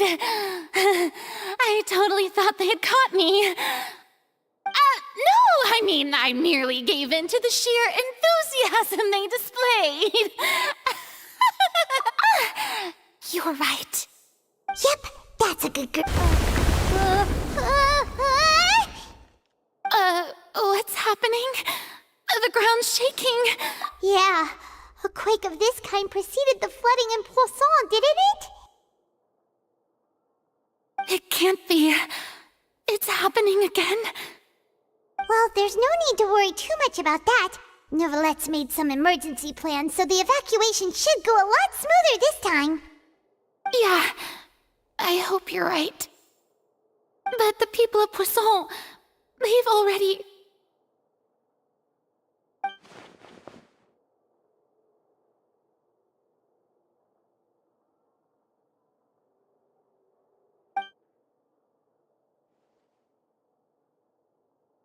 It's true. I've been investigating the prophecy for hundreds of years. I once had informants all over Tevat, searching for clues and feeding information back to me. I've tried all kinds of ways, too, to hold back the sea. Anything to keep the coastline from advancing. But all my efforts proved to be futile in the end. Really, the truth has been clear to me for a very long time. We cannot make an enemy of the divine. No matter what we do, the will of the heavenly principles will have its way. Give up. I do love the sound of that phrase. It would indeed. I've thought about giving up so many times, especially after we almost lost Poisson. Fate is really unreasonable, isn't it? It has no heart and obeys no rules. The prophecy has only just started to come true, and so many people have already lost their lives. But just now, it all became clear to me. I still don't have the right to come to terms with fate on behalf of everyone else. As long as the final moment hasn't come, it's still not too late. Don't worry. I will keep hope alive for everyone until the very end. Well, that's enough for now. I got the impulse to play the stricken maiden, but honestly, considering my rank and station, that wasn't a good fit at all. Don't take any of what I just said seriously. How could I possibly let Fontaine fall to the whims of trivial prophecy? Come on! Paimon could have sworn you were actually being honest just now.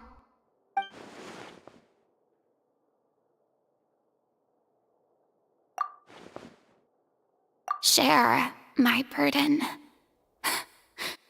That's impossible. It was fated. A witness. Yes, I've heard that you came to Tevat from beyond the stars, yes. In other words, you never belonged here. And if Tevat is, in its entirety, a show on a stage, then you're just a spectator, aren't you? If that's the case...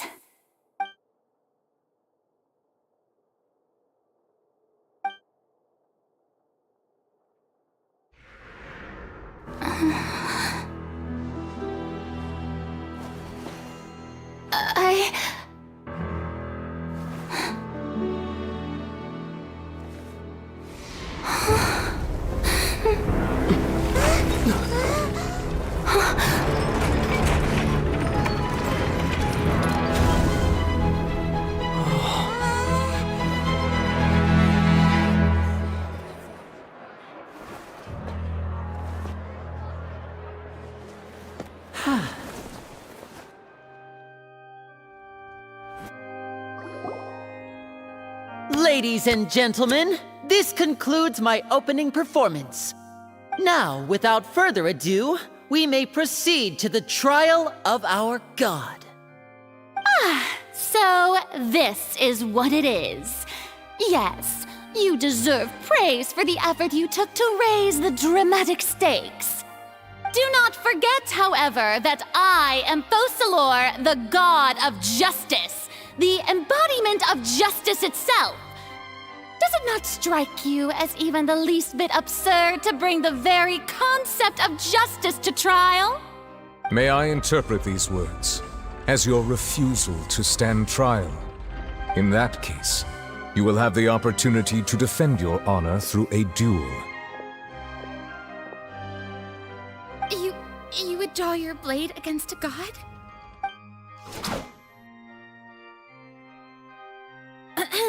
I see. It seems like you have made up your mind.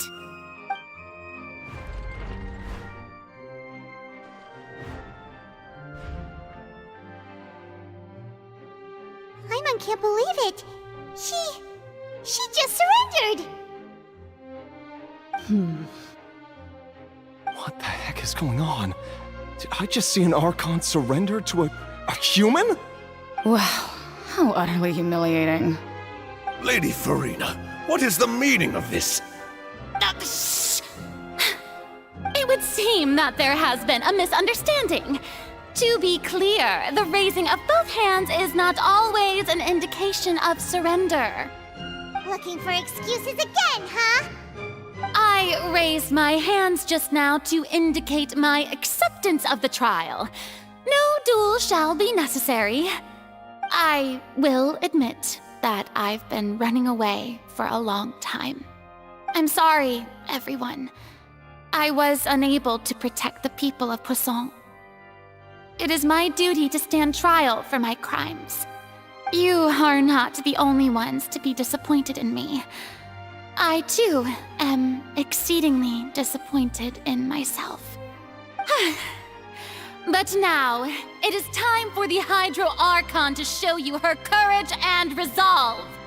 I, Farina, will use this trial to show the world the true meaning of justice! This time, I will protect you.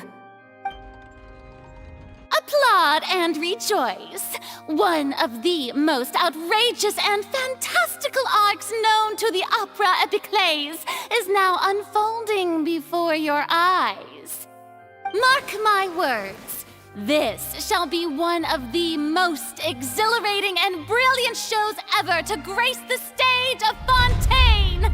The trial of the Hydro Archon, Focalor, will now begin! Woohoo! Oh, now we're making history! Why does it feel like Farina just took over the whole thing? Like, come on! Didn't she just get forced to stand trial for her crimes? Also, even though she's still acting super dramatic, she is taking this seriously this time, right? All right, then. Who will be my opponent in this trial? The court asks the prosecutor to please take the stand. Is that so? Very well. Then please speak, witness of Tivat, my accuser and fated...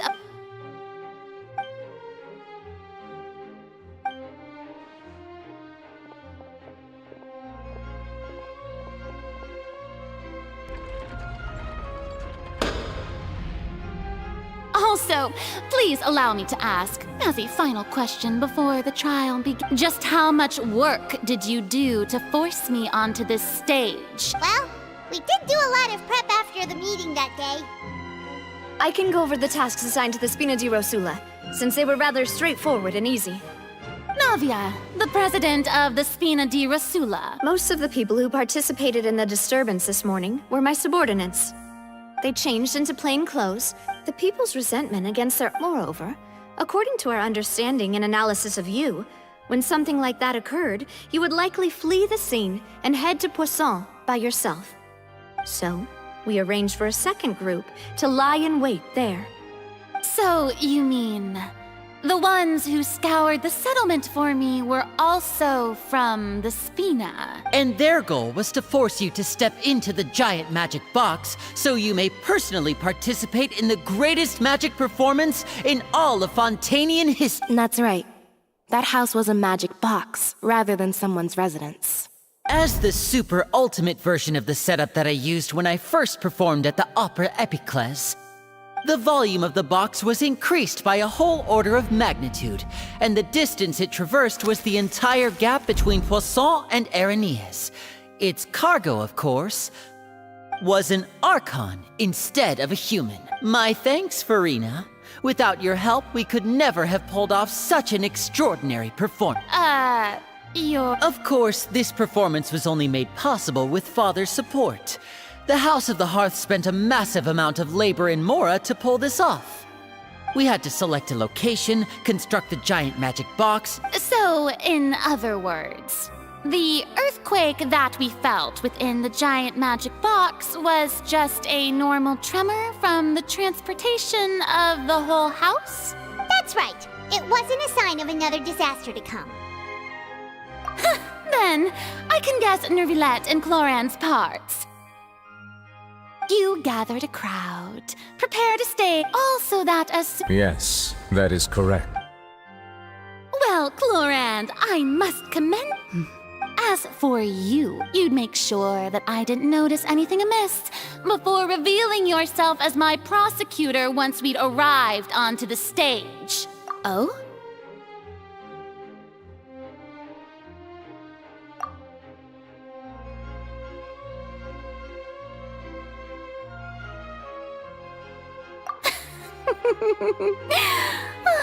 Is that so?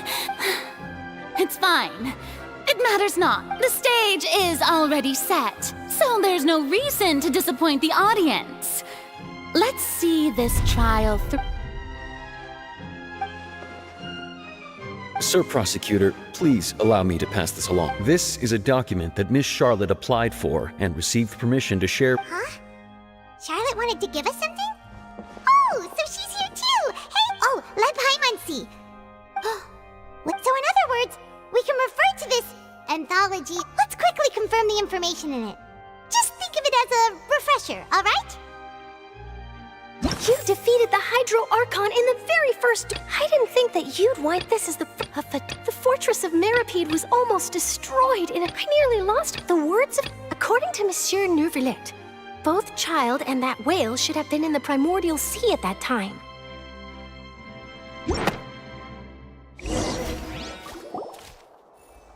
The prosecution and the defense are both in position. The trial shall now begin. Oh, come on, Neuvillette. There's no need to repeat all the unimportant legalese. Just fast forward to the part where the prosecution lays out my offenses. As the defendant and the lead actress of this performance, I still haven't even been informed of my supposed guilt in all of this. Of course, it is only natural for humans to struggle to understand the actions of a god. However, you will need more than that to convict me of a crime. That's true, but my charge here is unrelated to your conduct as an Archon. Instead, I would like to charge you as a fraud who's never been the Archon in the first place. Wait, what was that? Lady Farina's a fraud? Hey, I came here thinking that we were going to try the Hydro Archon for forsaking her duty, but did I hear that right? She's not our Archon at all? Charge accepted. Lady Farina, do you plead guilty to the charge?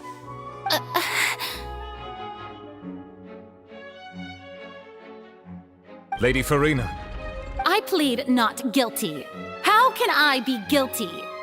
There is no way that I, Focalor, otherwise known as Farina de Fontaine, a member of the Seven and the Regina of all waters, kindreds, peoples, and laws of Fontaine, could be anything other than your true Archon. Yeah, even though Lady Farina can be rather eccentric, isn't it going too far to doubt her very identity?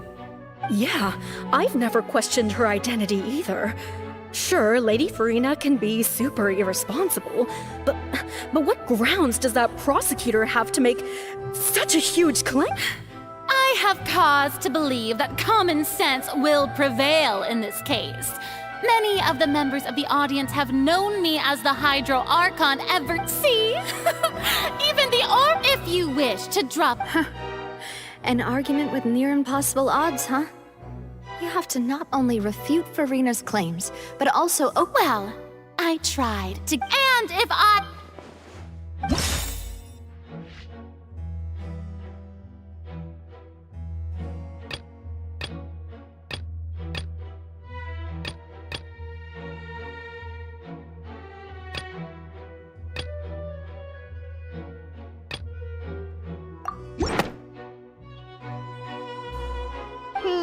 That doesn't sound right.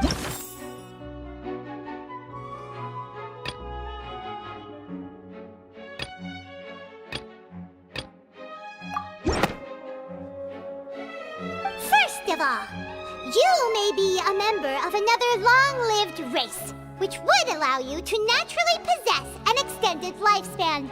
And second of all, even if that wasn't the case, there could be other ways to extend your life. Who gave you that idea?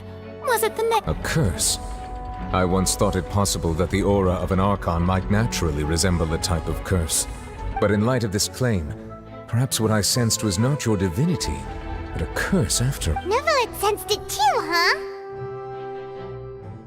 Lady Farina is actually a human? Well, it is true that it's extremely difficult to tell humans and gods apart just by looking at them. It's not impossible.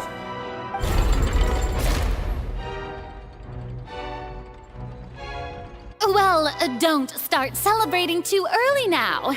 Even if I have been carrying a curse like you said, how does that prove that I am merely a human being? Besides, for centuries, manifestations of my authority have served the nation of Fontaine. One need only to turn their eyes towards the Oratrice Mécanique d'Analyse Cardinal in this very opera house.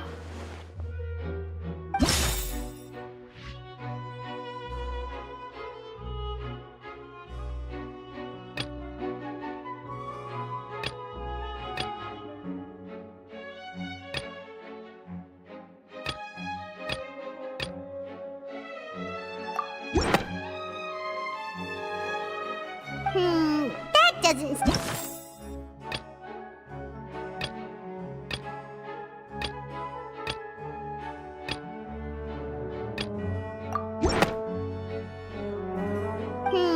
That doesn't sound right.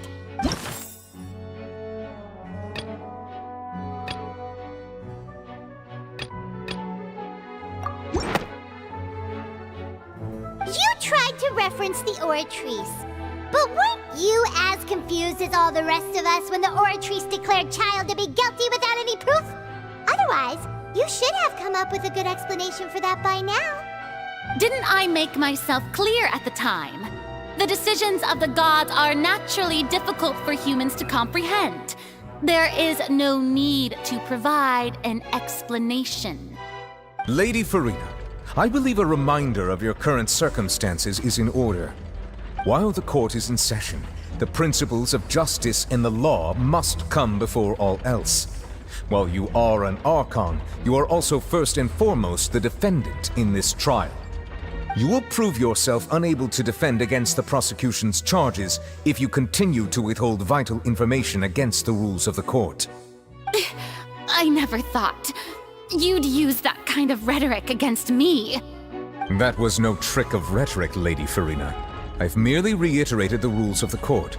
Rules that all should respect and follow.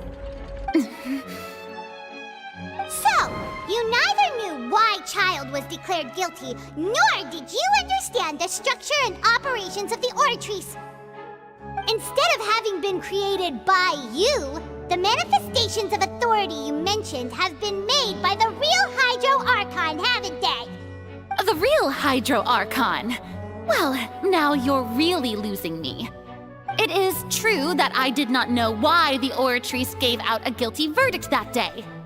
But the Oratrice handed out that verdict unilaterally, and it has been operating independently ever since it was first created. You can't argue that just because a divine creation is flawed, that the god behind it must also be no god at all. She's still throwing out all kinds of excuses. Seems like she's confident that... My power... If that poses a You don't need to go that far. Aren't you the Hydro Archon? Or is it that you can't even wield the power of Hydro, much less the authority of a god? Indemnitium! Yes! It's all because of Indemnitium!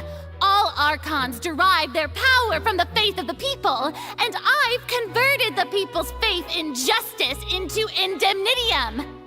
Thus did I give up all of my divine power to provide everyone with energy for their daily lives. Have you ever seen a more magnanimous god? Isn't that a huge stretch? Yeah, no matter how generous an Archon can be, how could they give up all their power? Can a god with no power even still be called a god? It seems like nobody's buying Farina's excuse.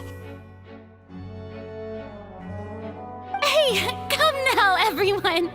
Please don't stare at me as if I was a liar! I'm still the same Farina you knew, right? The one that you loved! Shouldn't you want to believe in me? Please? You've got to believe me! If what the prosecutor said is true, she really has committed a grave offense. Did she deceive all of us? And all of our parents and grandparents too? And all of our ancestors? Ever since they were born? Enough! That's enough! Tell me then, if I'm not the real Hydro Archon, then who is? If you have no evidence of another Hydro Archon's existence, nor can you find anyone who can back up their claim to be such, then what grounds have you to say that I'm not actually the real deal? Wow, she came up with yet another argument.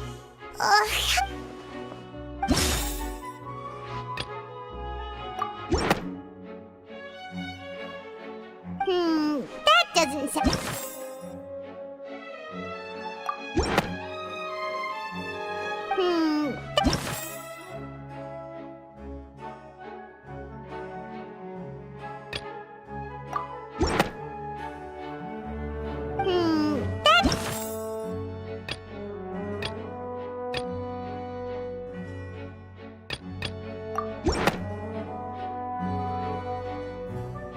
has been established that all Fontanians can dissolve in water from the primordial sea. And that means... Since you insist on claiming to be a god and not a human, then there's a method that you can use right here and now to eliminate all suspicions of you being the latter. Miss Navia, please apply to serve as a temporary attorney for the prosecution before addressing the court.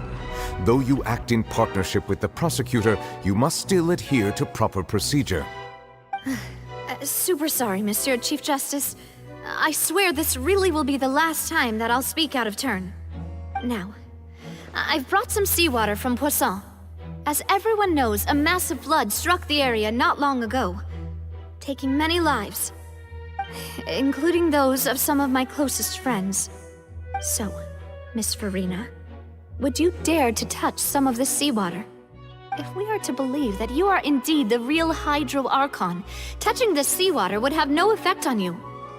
All it should do is strengthen your case. But if you don't dare to touch it, then we would have basically proved the reverse. Oh, and I must remind you that after the disaster at Poisson, nobody wants to see any more people dissolve.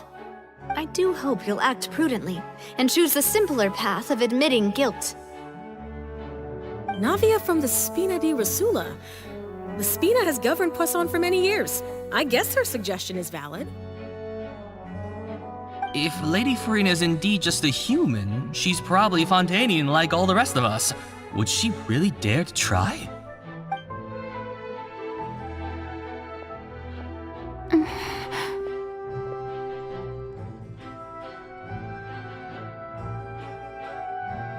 Lady Farina, this test has been unilaterally proposed by the prosecution. As it falls outside the realm of standard court proceedings, you possess the right to decline participation. Well, of course he had to tell her that. But refusing to participate is basically the same as a confession of guilt. She's just staring at the water without saying a single word. It really does seem like she's quite terrified of it. That could only mean... What's going on? Is she really planning to...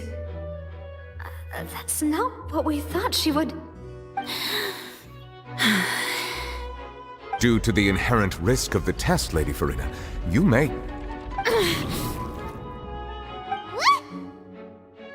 Hey!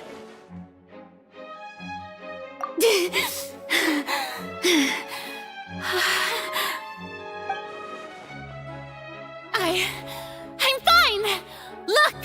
Look at me, everyone! My hand! Will you believe me now? Miss Siegewien?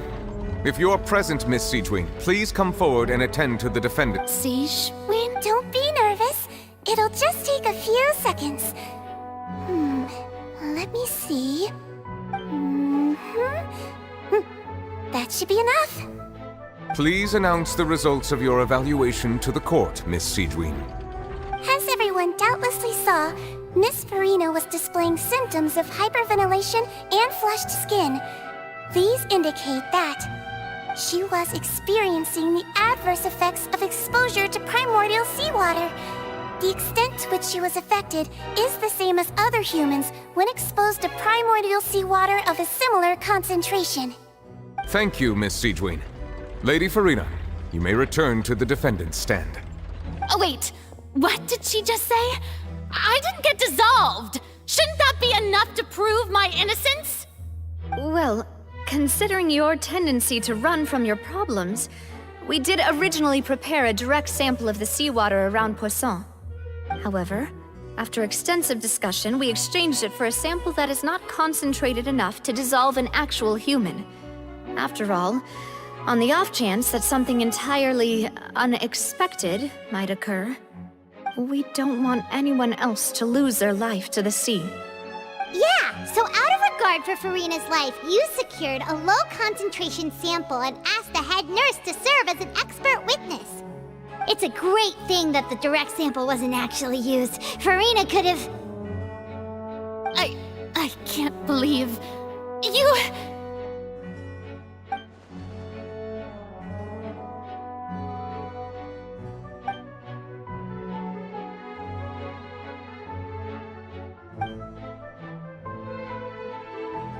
Listen to me!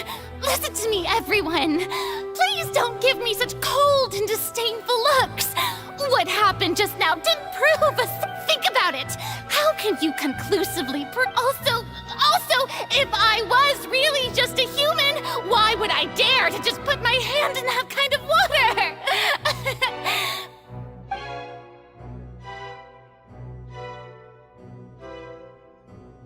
Please, everyone, anyone, just listen to me!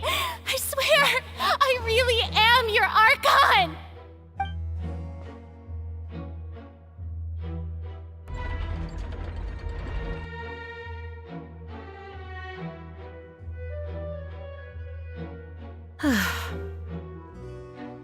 I don't think anything she says at this point will sway anyone.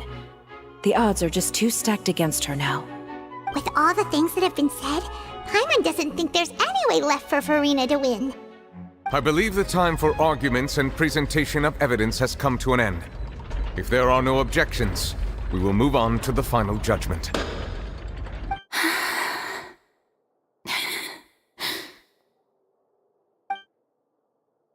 I don't think anything she says at this point will sway her. She's too stacked against her now.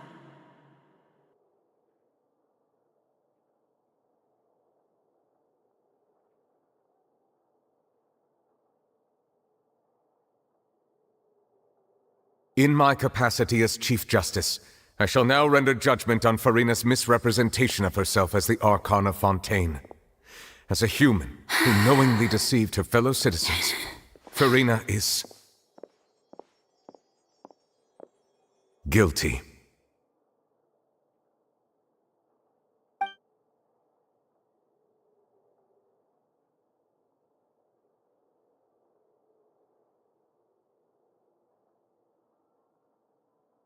We shall now turn to the Oratrice Mécanique d'Analyse Cardinale to render the final verdict on the charges.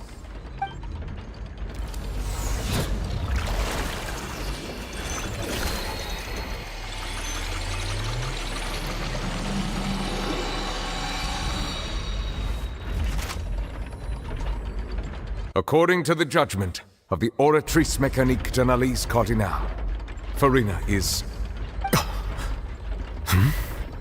Well, what's wrong? What's the Oratrice's verdict? No, the Oratrice also displays a guilty verdict. Isn't that correct then? However, the exact wording of the verdict is thus: the Hydro Archon, guilty, to be punished via the death sentence. The death sentence? That's actually one of the available sentences? I've always thought that it was just a myth. The one and only time the death sentence has been handed out at the court, and it's been given to the very person we've worshipped as the god of justice? What an unexpected twist. Furina's been sentenced to death by the Oratrice? We just wanted to use the trial to show her the seriousness of things so she'd tell us the truth. How did things escalate this quickly? This outcome is indeed quite strange. According to Fontaine's current definitions of justice, as well as its recommendations for criminal sentences, is this sentence really appropriate for the crimes that have been committed? Yeah! Even Vacher wasn't sentenced to death by the Oratrice. You know... Indeed. Not only is Furina's sentence overly excessive, the very point of our trial today was also to prove that Furina has never been the Hydro Archon in the first place. But now, the Oratrice seems to have deliberately invoked the title of the Hydro Archon. What does this mean?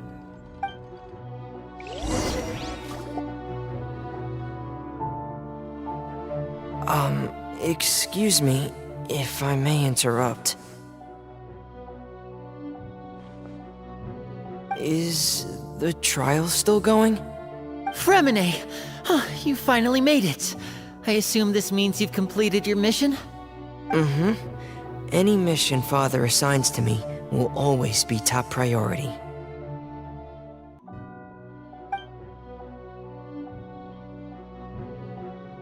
Is that the first prophecy slate?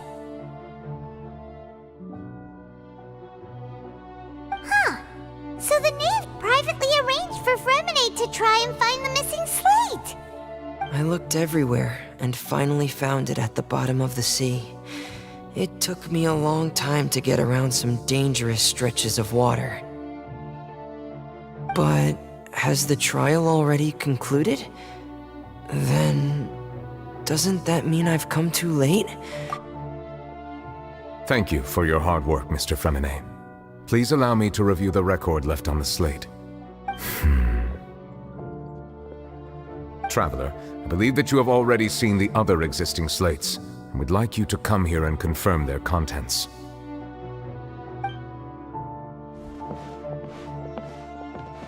Huh? So what do you see? What is it?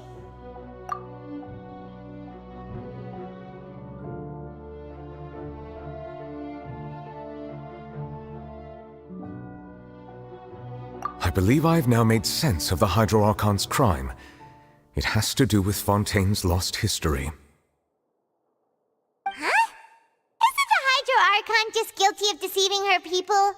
Oh, wait, no, that's Farina, and we've already proven that she's not the Hydro Archon. So when you say Hydro Archon, do you mean the real Hydro Archon we've been kinda talking about? In truth, everything that you've encountered in Fontaine up until this point can be traced back to the contents of these stone slates. However, I'm uncertain as to how much sense they currently make to you.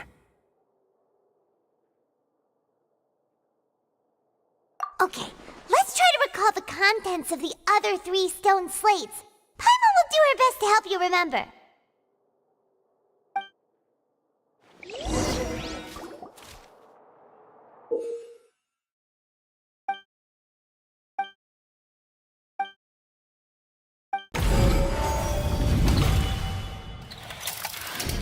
The first stone slate describes what you just said. Does that mean that Fontaine? The second stone slate shows Celestia floating in the sky, and the Hydro Archon and her people worshipping it together. This must be the point when the Hydro Archon and the Fontainians were branded with their original sin. The third slate shows the Hydro Archon sinking into the sea surrounded by many people.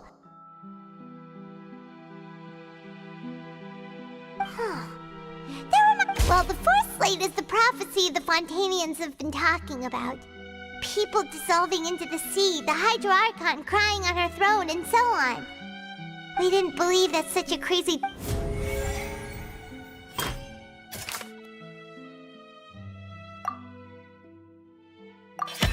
We know from the cave and the first stone this might be the reason that Fontainians can dissolve.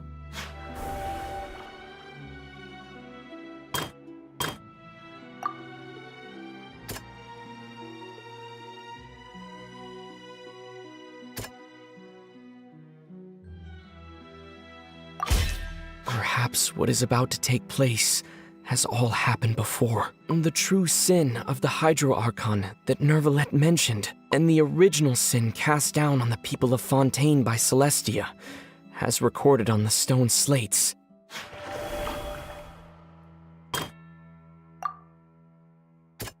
That doesn't sound... It's not as simple as falling into the sea. When Navia fell into the sea, her consciousness was subjected to judgment. The stone slates show the people gathered around the Hydro Archon in the sea. Could that be alluding to the same thing?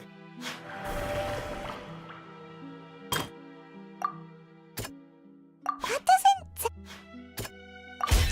The prophecy from the stone slates found its way into society, but not many people believed it at first. The fortress of Meropide was nearly flooded with primordial seawater, which we know can cause Fontainians to dissolve.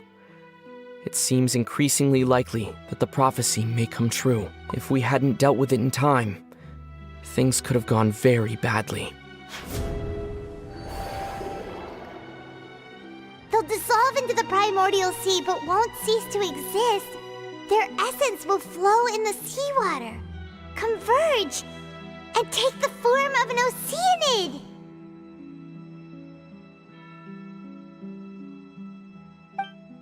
The Hydro Archon was sentenced to death in court, shocking everyone present. Perhaps this means that her sin was actually Fontaine's original sin. Navia fell into the water inside those ruins, and she nearly dissolved.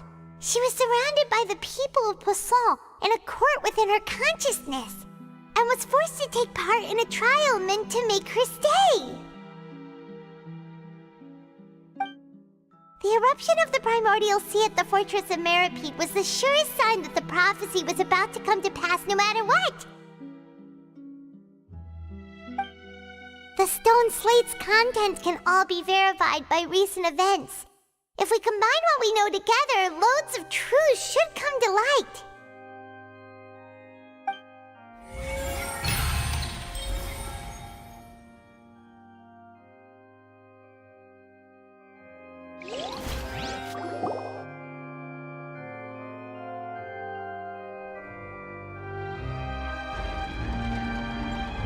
Huh?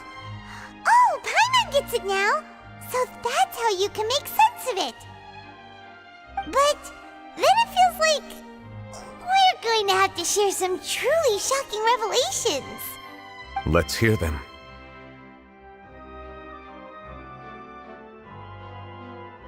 Incredible! Linny, did you hear that? We're not real humans. All Fontanians were originally created by the late previous Hydro Archon, with Oceanids as their basis. The evidence for that can be found in how only Fontanians could dissolve in primordial seawater, and how all the girls Vacher dissolved were also turned into Oceanids. Oh, and according to Navia, when she was about to get dissolved, she also saw everyone gathered around for a trial, all of them in the shape of Oceanids. Indeed. Yeah, and it follows from the content of the first slate that she probably angered Celestia by creating humans without prior permission. That could also explain why the Oratrice judged the Hydro Archon to be guilty. It's to account for that ancient sin. The Hydro Archon's true sin was creating us? And yet, after many hundreds of years, the Hydro Archon's creations have turned around to try to judge the Archon within the... Yeah! Isn't the image here just like when Navia fell into the sea?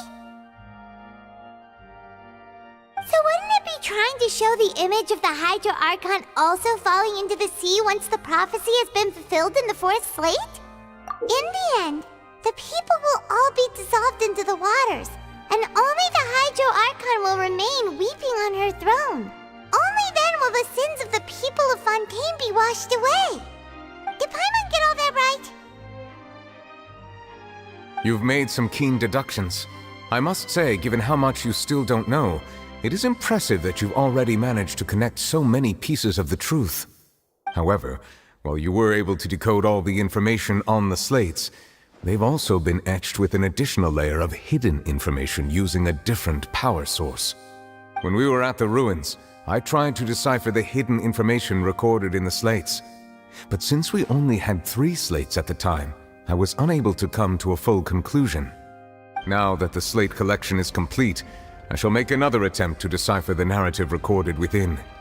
If everything goes well, we should finally be informed of the unadulterated truth.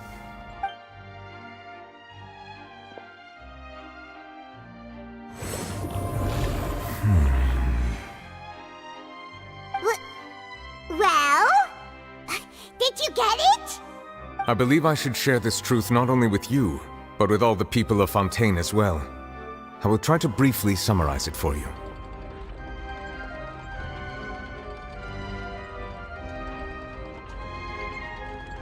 Your hypotheses regarding the origin of Fontanians and the sin of the Hydro Archon were both correct. In the Fontaine of old, the previous Hydro Archon sensed the yearning of her Oceanid familiars for life on land.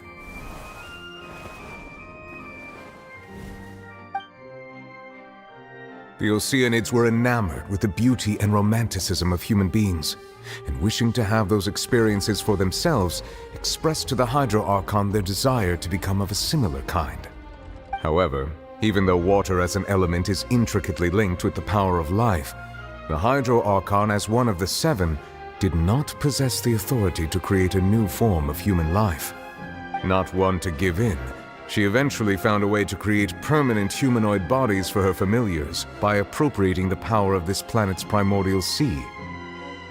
She poured primordial seawater into the Oceanid's blood vessels, creating humanoid mimics in the process. But if Fontainians were to ever come into direct contact with water from the primordial sea, the power within their bodies would escape these artificial restraints and return to the sea.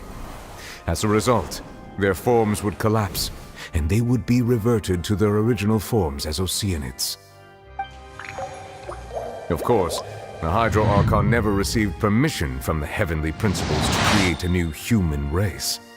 And thus, the Hydro Archon and all of her creations came to shoulder the original sin of appropriating the power of the primordial sea.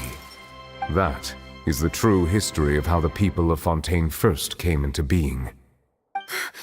So we were all Oceanids before we turned into human beings? That's way too much information for me. I think I'm just going to pretend that I never heard a single thing. Wait, but if that's the truth, we can't let the Hydro Archon be sentenced to death. After all, her only sin was creating us. This really might be too much information for your regular Fontainian, but it does answer a lot of our questions. Alas, your hypothesis regarding the third and fourth stone slates was inaccurate.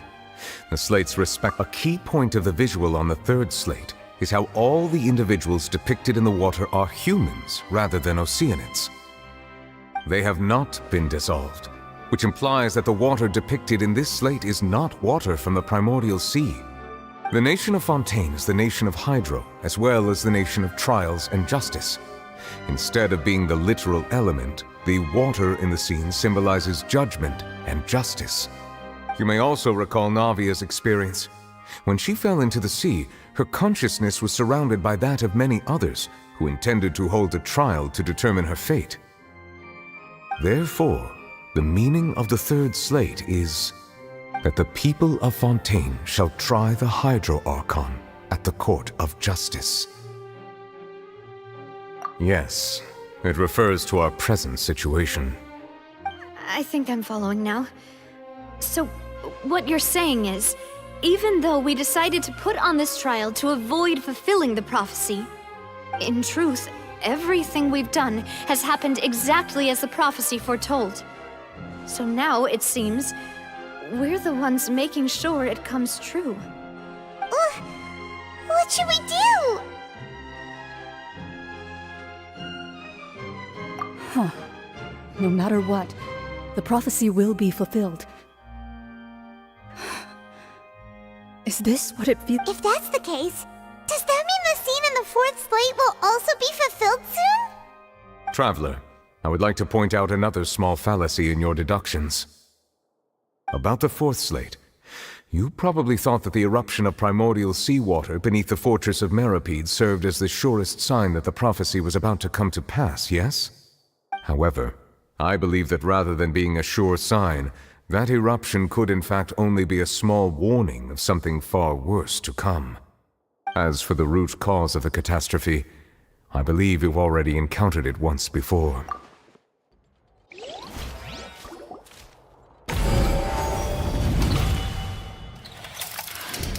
This eruption was just a small warning of the things to come. We must find the root cause of the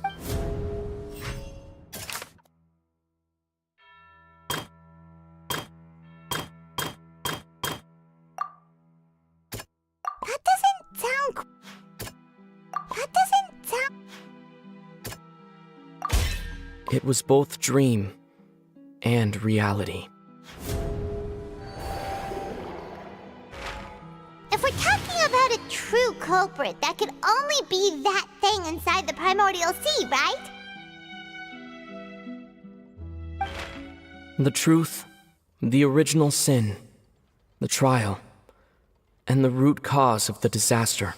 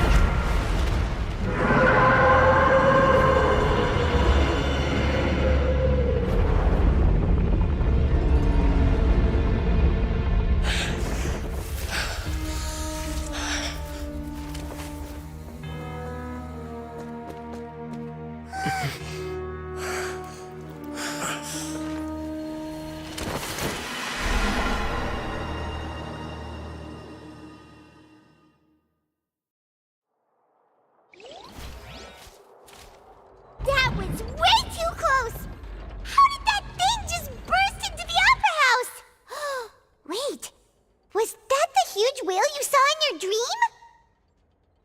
So we've met it at last. I understand very well why it has chosen to make an appearance here. That whale does not belong to Tevat. It is a monster that has traversed the stars, weeping all the while. It has been greedily consuming the energy from the planet's primordial sea, using it to grow. That is the main cause for the rising sea level. And once it has finished consuming all of the energy contained within the sea, its next step... You said that when the Hydro Archon first created Fontanians out of Oceanids, she filled their blood vessels with primordial seawater. Precisely. That whale finds the blood of Fontanians nigh impossible to resist. Therefore, when it left the primordial sea, it decided to make its next stop a packed opera house full of food. Food in the form of Fontanians. We just barely managed to push it back, right? In that case, won't it come back to target the people again once it's managed to recover its strength? That is correct. Indeed, it is more accurate to say that we should thank that Harbinger for buying us some time. Without him, the whale would have likely come onto land far sooner. From the way he looked, he must have been fighting the creature for quite a long time. That battle maniac. We've always known that he had a special connection with that whale, but we definitely didn't expect it to help us out like this. Anyway, now that we... It is too late. It had already absorbed too much of the primordial sea's energy before we could notice it. At this point, it has become practically integrated with the sea itself. Even if the entirety of Tevat were to be destroyed, it could still survive and swim off towards some other world. That's not something I will We've already done. We've come. Indeed. I'll fight it to the end. So the prophecy will be fulfilled no matter what, huh?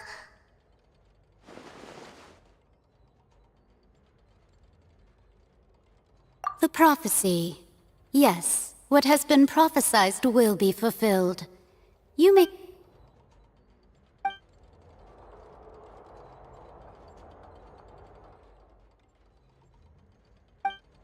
Just as prophecies are usually... Ultimately, fate shall serve as your only guide, no matter what will happen in Tevat's future.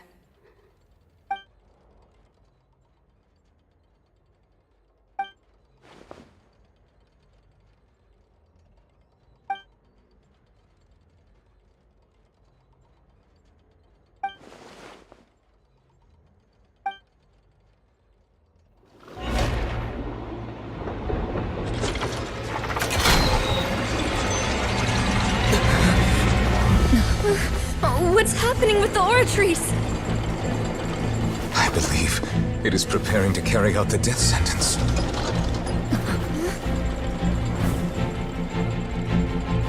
Farina!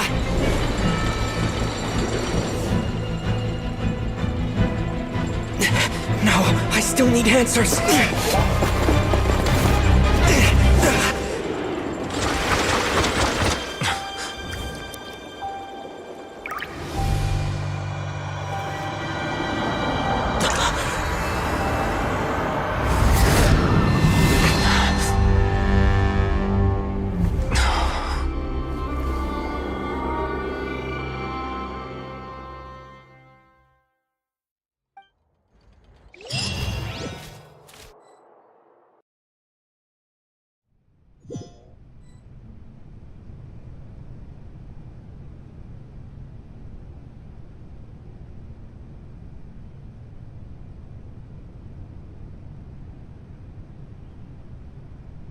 You...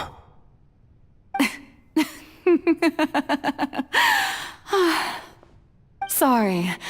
That shocked expression on your face is just too amusing. I couldn't help myself. You are not Farina. Who are you? The sweet sound of bewilderment. Marvelous. A sure sign that my attempt to deceive everyone was a resounding success. But to answer your question, I am Focalor. You know, the god. Focalor? Why did you deceive us? Oh, that wasn't my goal, of course. Goodness, no. But I had to fool everyone else too, if I was to stand any chance of deceiving the heavenly principles. Deceiving the heavenly principles? It's all because of that pernicious prophecy. Dreadful, wasn't it? Everyone doomed to dissolve. Fontaine condemned to be flooded. One was not amused. In fact, one was positively bemused when that problem was thrust upon me by my dearest predecessor. That's the former Hydro Archon Egeria, for the uninitiated. It hardly gets more disastrous than a preordained national catastrophe, now does it? She knew full well that the prophecy would surely come to pass. And as one of the seven, she also knew full well that one defies the heavenly principles at one's peril. So yes, as you have no doubt surmised, it was a rather impossible situation that I found myself in. I spent a terribly long time mulling it over, alone on the ocean floor. And I was almost growing barnacles by the time I finally realized there was only one. I had to outwit the heavenly principles, allow the prophecy to be fulfilled, ostensibly at least, while saving everyone at the same time. I'm a genius, I know. I can only assume that's why Egeria chose me as her successor. Although, looking back now, it was hardly the inheritance one dreams of. Between the task of saving the nation, the quotidian duties of the Hydro Archon, and not to mention the original sin of creating a new race of humans, I dare say she left me quite a colossal mess to clean up. But one can only play the hand one is dealt. I did not choose this, any more than I chose to be one of her Oceanid familiars. So you were also once one of the Oceanids, transformed into a human by Egeria's hand? Yes, I was. I always dreamed of becoming human. And I still do, even now. In my eyes, to be human is to be part of the greatest opera ever known. After becoming a god, I separated my divinity from my body and spirit, leaving behind only a self that was as naive and bewildered as my past self on her first day as a human being. The me you see before you now is that divinity. And the human counterpart I left behind, I named Farina. She could feel joy, sorrow, and everything in between. She could be as vain and conceited, or as meek and vulnerable as she wished. Her strengths were of a kind only a human could possess, as were her shortcomings. But in my eyes, Farina's humanity was what made her perfect. She was perfectly human in every way. The person I always wanted to be. Anyway, so then I cursed her. All part of the plan, of course. The plan to deceive the heavenly principles. Do you still remember the final scene of the prophecy? The Hydra Archon alone, weeping on her throne. In order that the prophecy might appear fulfilled, I invited Farina to be an actress, to play the part of the Hydro Archon in the prophecy. Under the curse I placed on her, so long as I, Focalor's divinity, continued to exist, she could not die. But nor was she free to live her life in the pursuit of happiness. Instead, she was forced to take the stage in the opera house, to embrace the role of leading lady, to forever play the part of the god from the prophecy, all to create a deceitful appearance of that prophecy coming to pass. I suppose now you probably understand why your court is called the Opera Epiclese.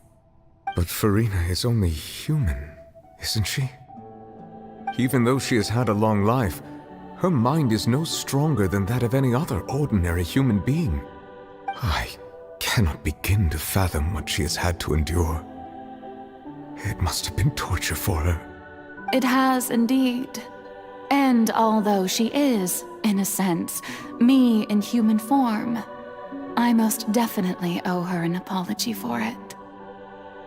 It's been 500 years, and all along, she's been playing her part in the most unimaginably long, unbearably lonely, and agonizingly painful opera of all time.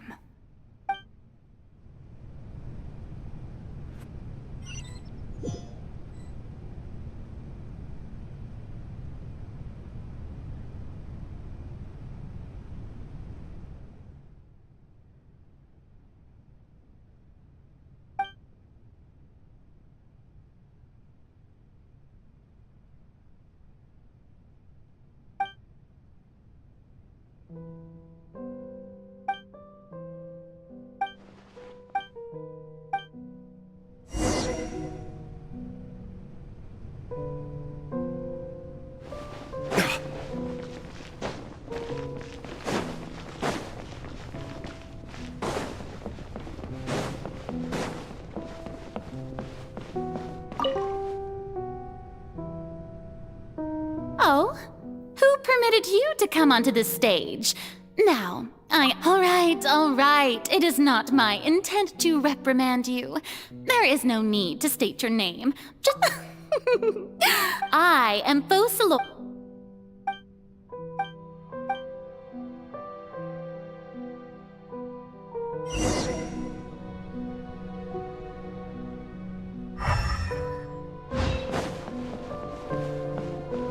Dear audience, the performance is experiencing a technical difficulty, but worry not.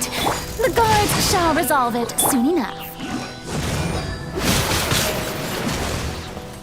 Verdict is...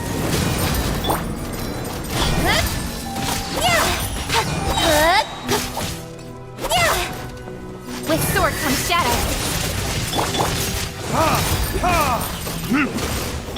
Rain outlines your fate. Speed of light. Hey! Burn!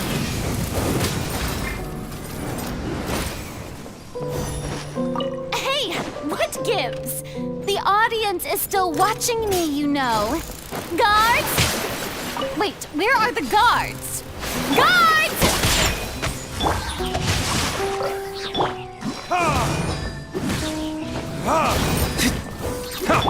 Don't blink! Nowhere to hide. Verdict is... Ring cutter.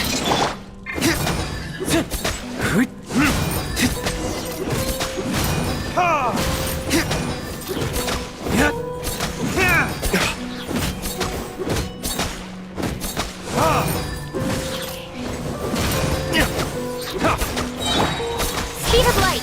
Hit.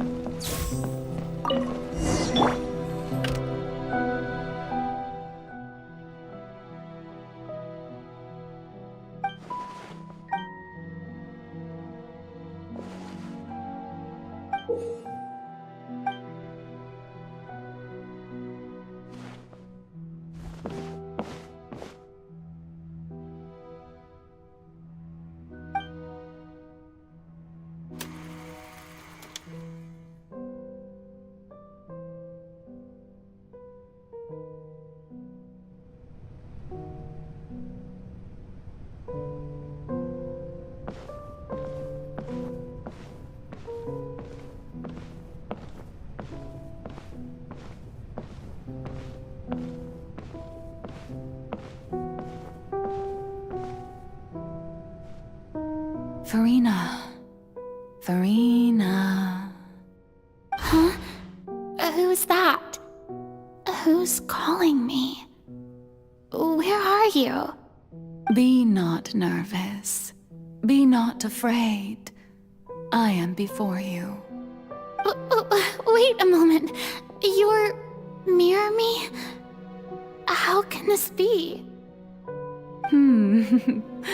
Mirror you, huh? Mirror me. The prophecy. Have you heard of it? What prophecy? Wait, the people will all... Oh. What? But doesn't that mean I will tell you how to save everyone. Oh, so there's still hope after all. As for the suffering, well, I will admit that the first thing that... But if the prophecy will come true, I'll also die anyway, right? So if I've already met you as my magical meeting in this world, if there were scales, with all the people of Fontaine on one side, and my... I suppose this would also be the justice that belongs to you. Huh? Don't worry. Play... That's right. If you can keep... But... Don't worry. Being a human, remember. So... To a combat. A trial.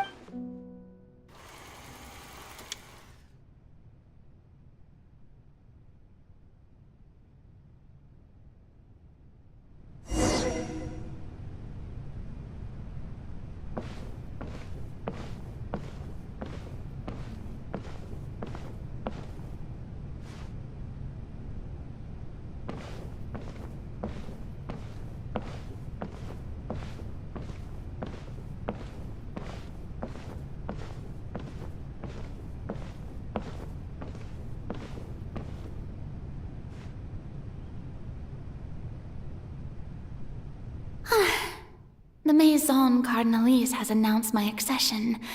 But this... What should I say? To most appear like a... I'm sure you've all heard about how I... In truth, as the god Focalor, the god once again. This... I thought I might... That's the new Hydro Archon. Is this some kind of joke by the Maison? I would have thought that a being that surpasses you... Hey, did you hear that? She even told us to send her suggestion. Shouldn't gods be all-powerful?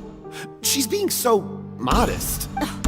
If you ask me, perhaps the succession didn't actually happen. Wait, what's going on? Right. Mir, calm down, Farina. Assertive, with a...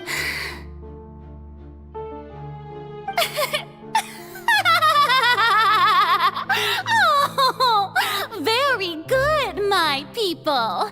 Only now, I was wondering if some weak puppet were to one day come onto the stage and claim ownership of this Well, it seems that you may consider my... Now then, let us be... So that was just a performance. How could I have forgotten that we were in... Personality? It's quite shocking, to be honest, but I suppose it's a better look than before. Such a fascinating and bold deity. How wonderful! Our future may yet be bright after all.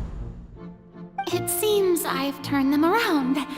Best follow this flow. My dear people, whether you acknowledge me or not, whether you trust me or nay, I say to you, we have heard it said that this nation's sins can no longer be the scales of justice. May law be the prayer on our lips.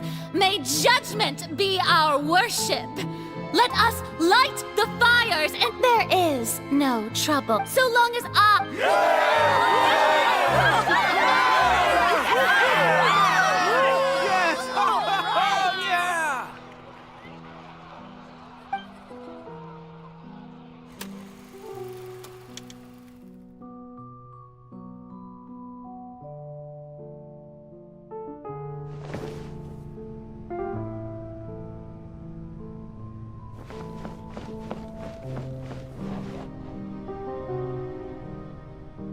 Lady Farina, here are today's case reports, as well as a summary of the follow-up for your perusal. Come now, was I not just at the Opera House in person? Leave these kinds of things to Neuvillette. Besides, none of these trials were the one that I'm looking forward to the most.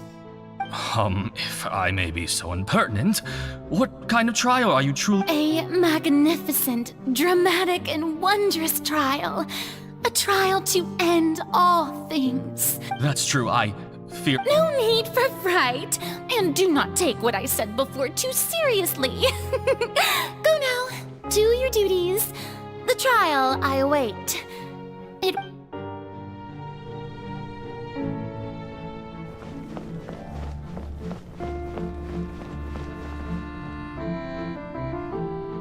Lady Farina, I don't know what to say. Thank you for agreeing to see me. No need to thank me. Or rather, thank your own sense of perseverance instead. Long have you stood in line to meet me, have you not? All right. He's... You're so...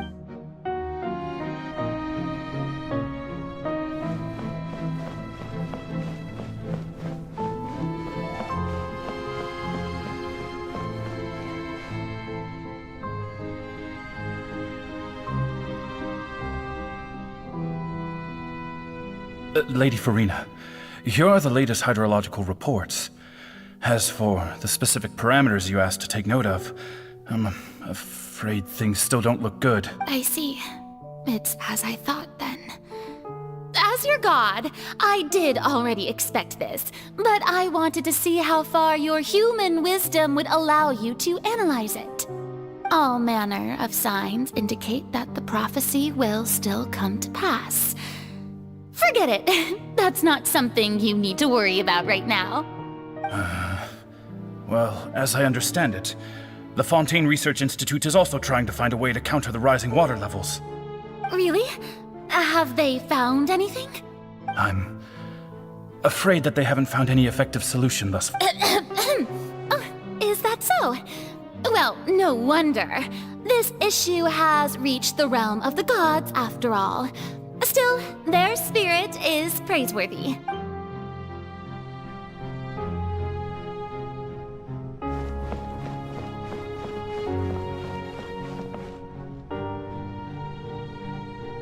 The day is finally over. I haven't had a moment to breathe this whole, but it's good to see that everything's getting on track. There are no longer any voices of suspicion. Maybe this is fun.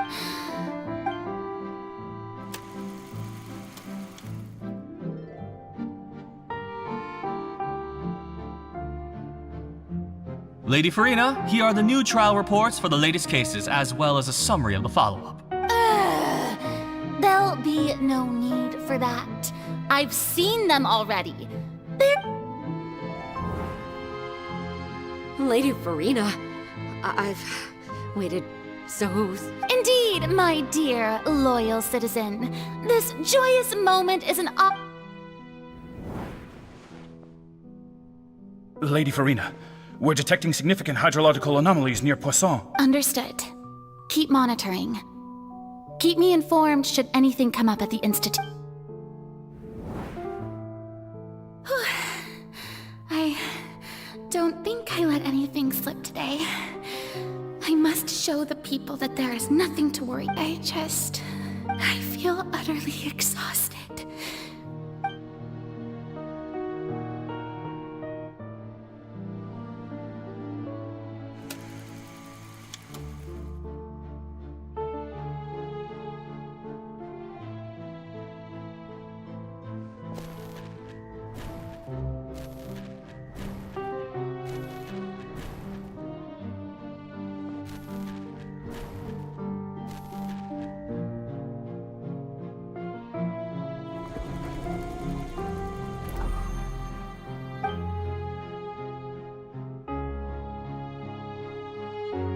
Lady Farina, it's like a dream being able to speak with you up close like this. I've heard that the first member of our family who was honored to receive an audience with you was Madame Dioteria, almost 20 generations ago. And what a fine family yours is indeed. It brings me great joy to meet such a faithful believer, a descendant of a line most ardent.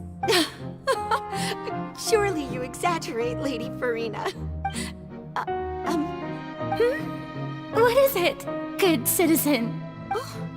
Are you crying? Oh, really now? I didn't even notice. This must be the overflow of hydro from my person. Well, can't quite help being the god whose dominion is the waters. No wonder. No wonder. A manifestation of your power, then. Oh, Archon, I am honored to have witnessed it. Honored indeed.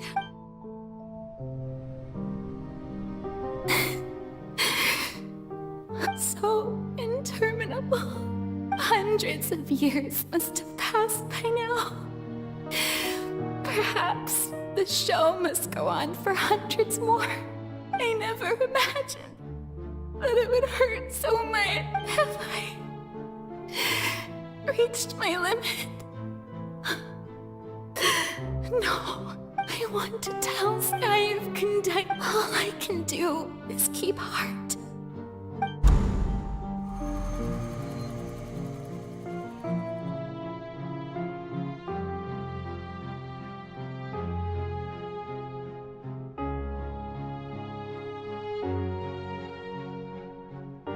Farina, you don't have to shoulder this burden, although I don't know.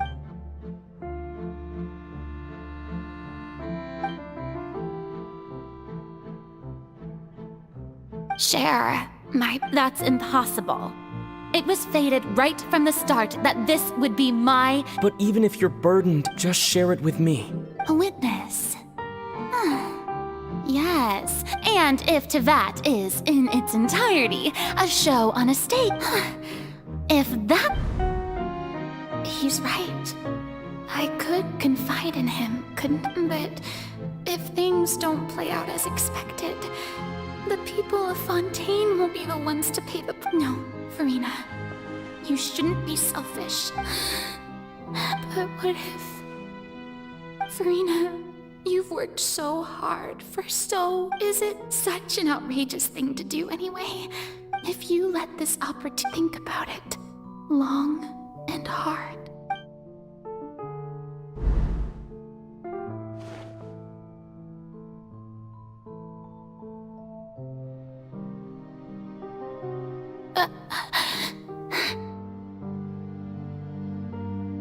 No, I have nothing to say. All you need to do, dear spectator, is to wit...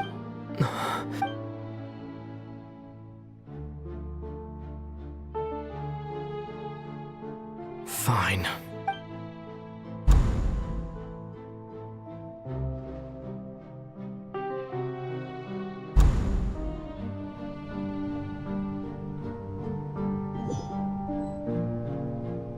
So even Farina does... Yes, it had to be done. To deceive the heavenly principles, you must first... She did very well. If she had let her resolve falter even once in these 5 centuries, Fontaine would have been doomed to the most... It seems that trusting humanity was the right... I believe that I understand how your deception works. But that is only half the truth. How would you build on this foundation to save the people of... Ah, good, good. Of course, the Iudex of Fontaine has pinpointed the crux of the issue. I'm sure you... I've always suspected that it had its own consciousness. And Lenny did mention that he heard a... It now seems that that person was you, hidden within the machine all along. And then I became one with the oratories, taking Fontaine's gnosis with me. Yes, it would seem so, wouldn't... Alas, you're... In truth, it is... Oh, you have it.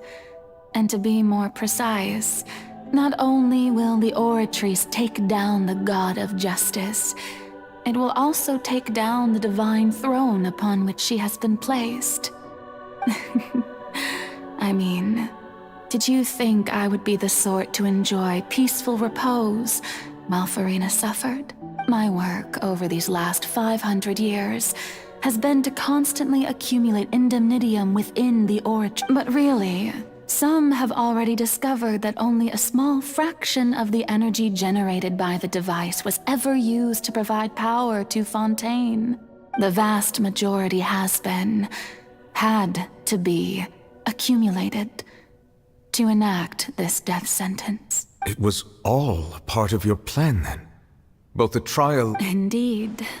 This power, accrued over 5 centuries, could have sustained Fontainians for millennia, had it only been used for that purpose. Almost all of it has now been stored within the oratories, but only power of this magnitude could hope to destroy the Hydro Archon's divine throne, shaking the rules established by Celestia, and breaking through the institution that is the Seven. So the Oratrice's call for death was for neither Farina nor Focalor, but for the Hydro Archon. The destruction of that divine throne. If I do not misunderstand your intent, returning what's rightfully yours to you. In other words, this was all done to return the authority of the Hydro Archon to the Hydro Dragon of this planet. But...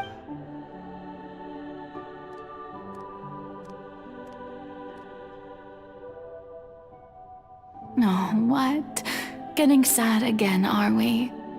The authority of the ancient dragons shall soon be yours once more, O Hydro Dragon Sovereign. And this is the face you make. all you've done throughout the years is just so you can sacrifice yourself at the very end. I've never quite seen it that way, you know. Even now, I'm quite pleased.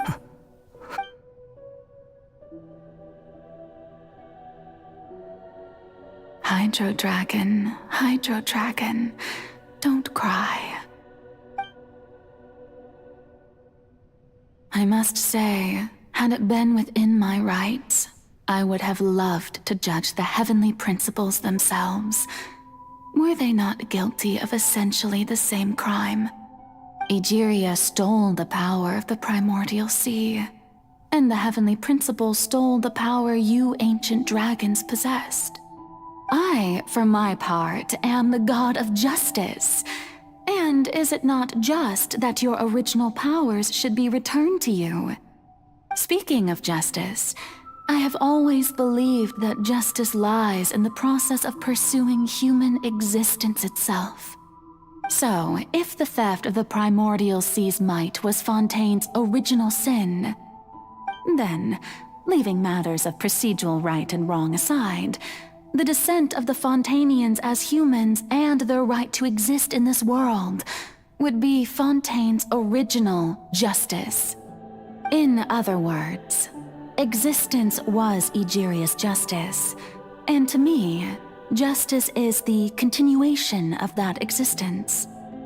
Defying the prophecy and ensuring that Fontaine's people shall live on, that should be the justice enthroned over all others. At this point, we, whether it be myself or all other Fontainians, have shouldered the burden of this sin for far too long. Iudex Nervillet, the highest judge in our land, when you regain your full power as an elemental sovereign, what verdict shall you pass upon us? So when I was invited to the court of Fontaine to serve as Iudex, I see now that that was your idea too. At last, I now understand the true purpose behind this position. In the beginning, I was uninterested in human existence. But these 5 centuries of living alongside them have gradually brought about mutual understanding between us. And I have even attempted to feel as they feel. You are a devious one, Focalor. Things being as they are, surely you know that I could never declare them to be guilty.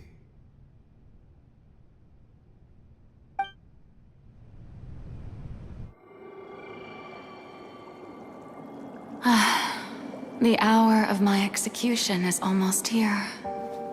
For the sinner, the curtain call has come. I know I may not sound it, but faced with death, I find myself a little afraid. Perhaps this is one thing both gods and humans have in common.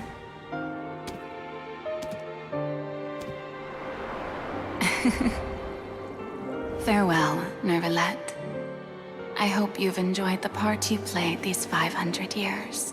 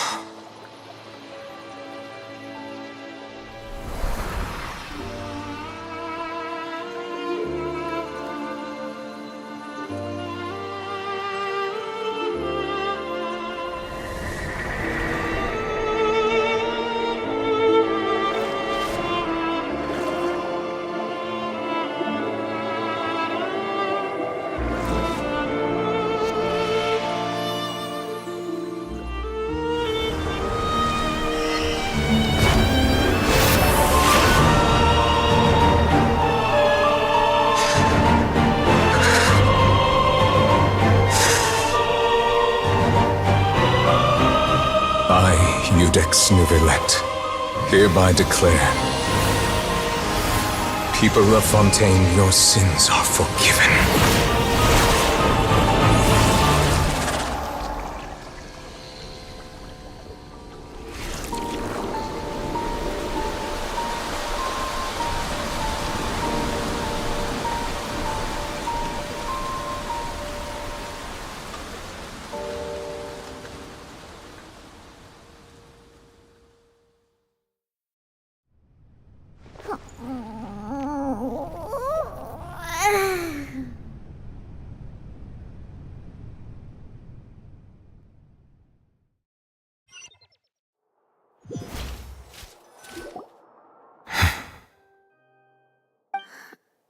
What just happened? Has the death sentence been carried out? Was that bright light some sort of misdirection? I have a feeling that something huge just happened. But since we're all still alive and haven't been dissolved, I assume whatever happened was good for us. It's time to end this. We must mete out punishment to that beast. Didn't you say just a moment ago that it can't be defeated? I have gained the strength sufficient to deal with it. Through certain means, I now have the ability to separate the power of the Primordial Sea from that creature. We should seize the opportunity to pursue our quarry.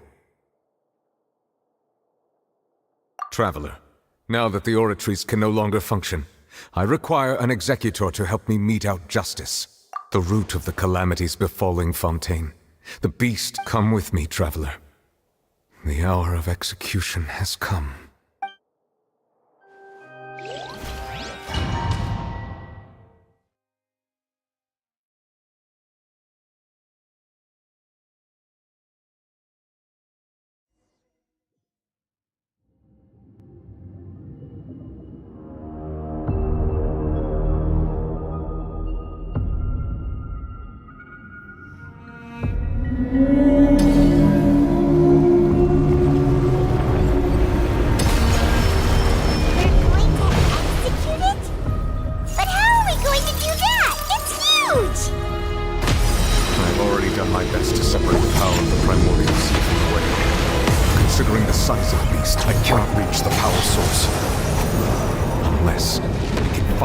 To attack it from within. I shall share a part of the ancient dragon's power. We shall look for an opening together.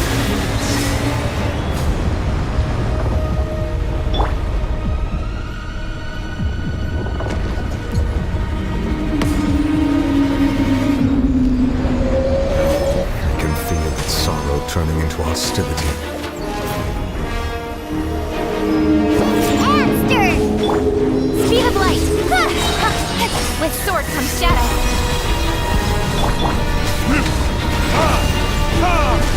Burn!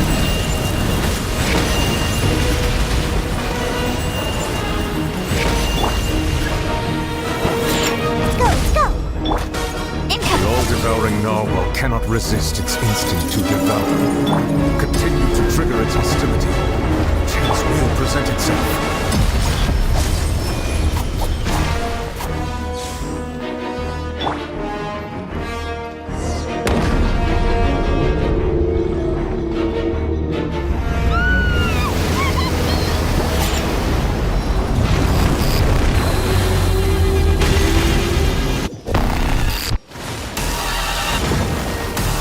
Why is there a hole looking thingy over there?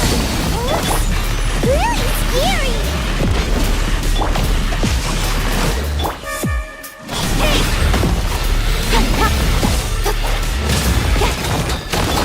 Think you can bully me?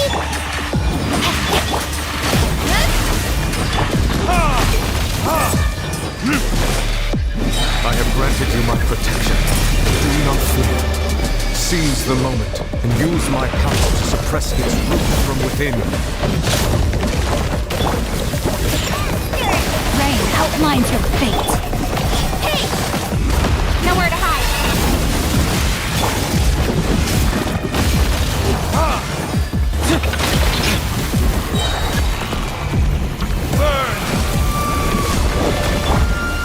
Incoming.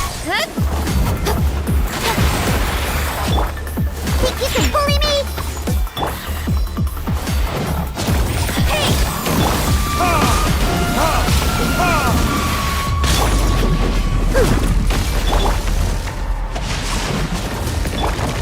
Speed of light.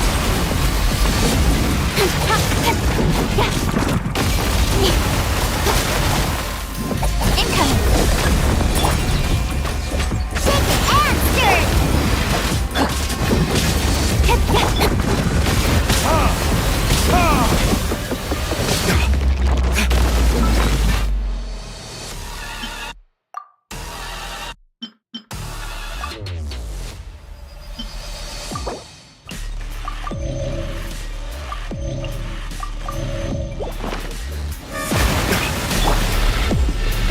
I'm here. Let me weave you a verse.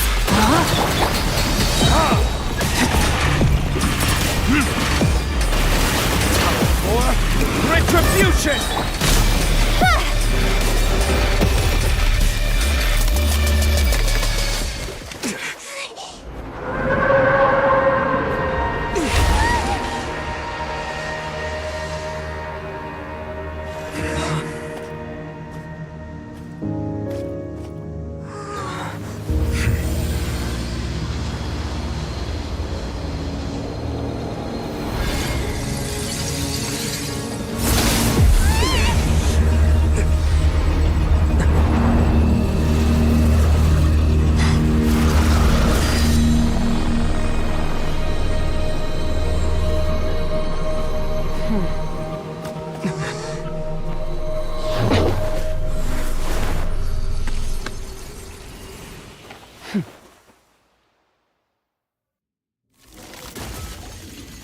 Thanks for helping with the cleanup. It should have been my job, but... oh well. It was just supposed to be a short private training session for me. I didn't think that my disciple and my master's pet would start brawling in the meantime. Well, actually, I had a feeling that it would happen at some point, but they bumped into one another earlier than I thought. That power. Who are you exactly?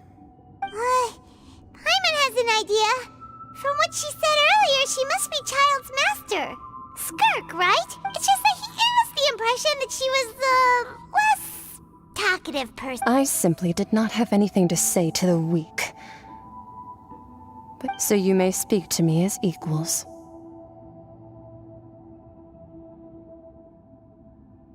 I have to agree.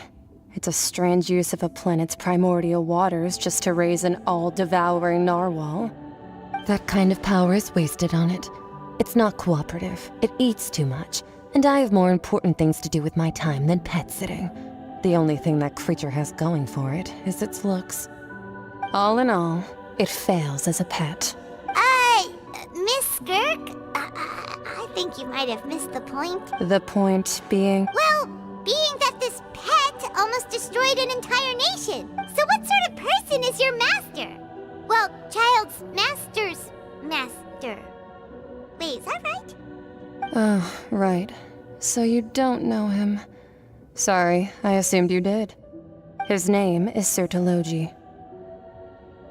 Huh? I am unfamiliar with that name. Huh. So Master isn't sufficiently famous. How should I describe him then? Have you heard of the name The Fowl? The Fowl? Still nothing? Well, how about the Visionary? Vetterfalnir then? Or Gold Rhindaughter? Ooh, that one we've heard! Rhindaughter's part of the Hexen Circle. She's Albedo's mom, right? Oh, so you do know that name. To be honest, I also heard all of those names and titles from my master. I don't actually know them either. But I suppose you understand now, yes?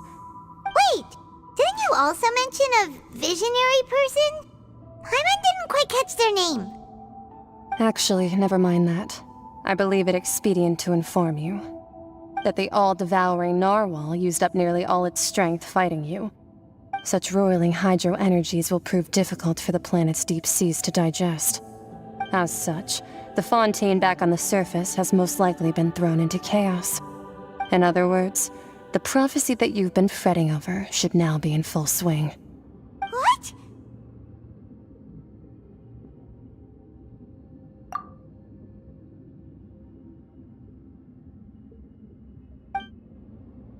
Not to worry.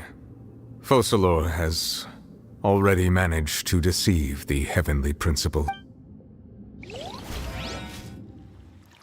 In the end, the people will all be dissolved into the waters, and only Farina will remain, weeping on her throne.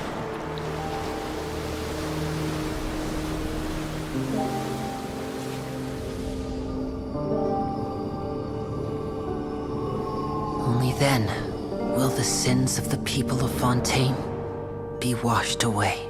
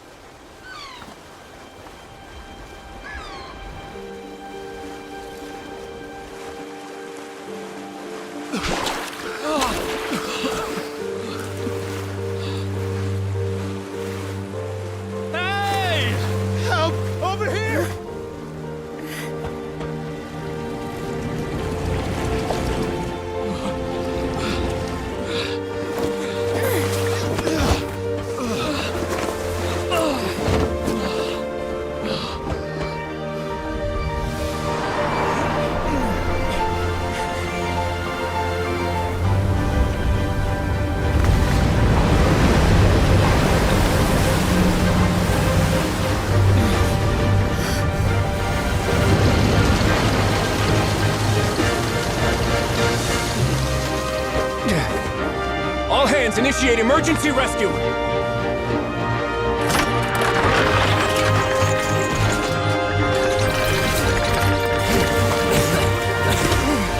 Hurry!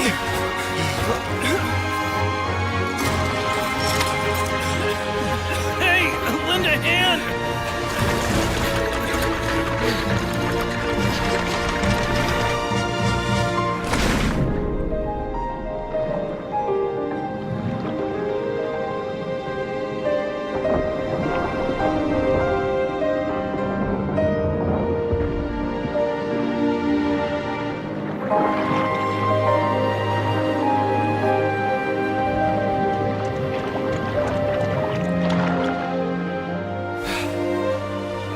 Look! The water's receding!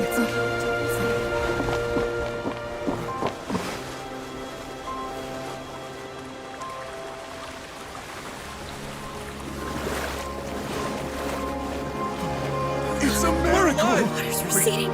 We didn't dissolve. The prophecy was wrong. The prophecy was wrong!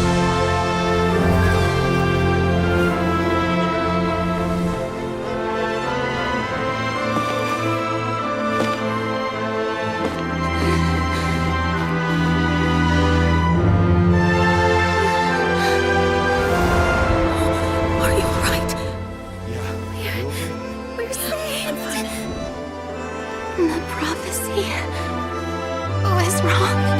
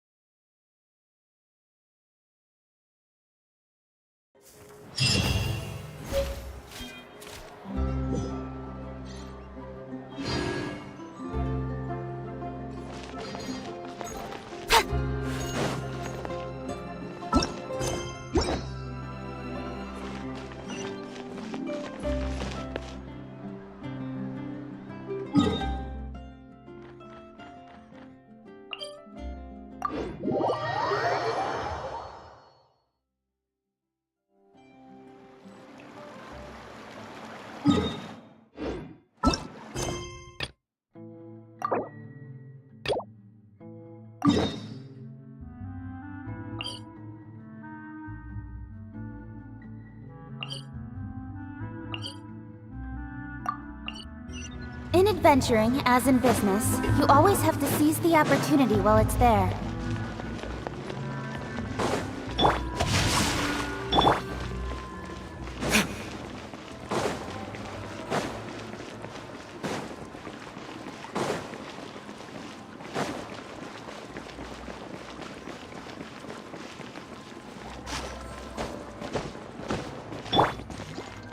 Time to act. No, my sword!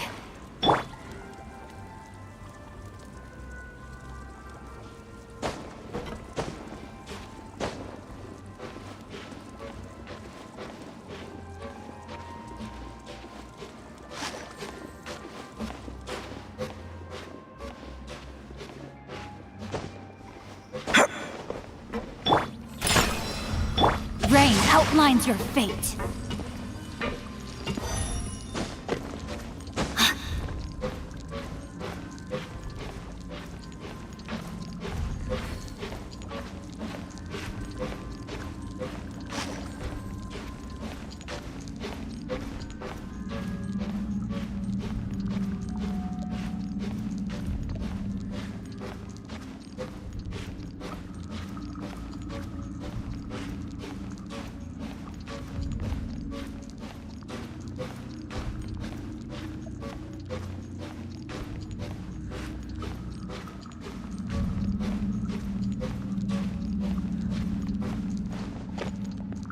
No, my sword!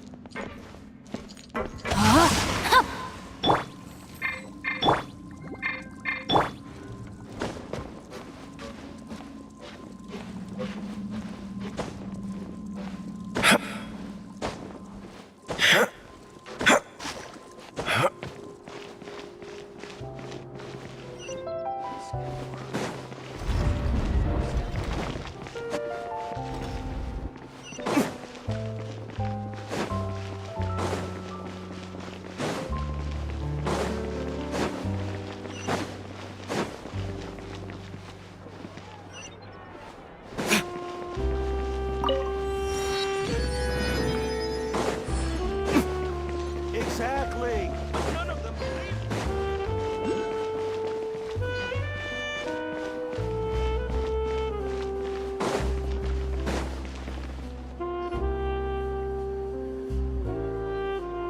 Huh? Isn't that Charlotte? Who's her friend? Be pleased with the cherry. I read that a gang of criminals tricked the Gardamex by disguising themselves as blubber beasts. I've invested all my savings into graph adversarial techno. I'm begging you like the beggiest beggar in all.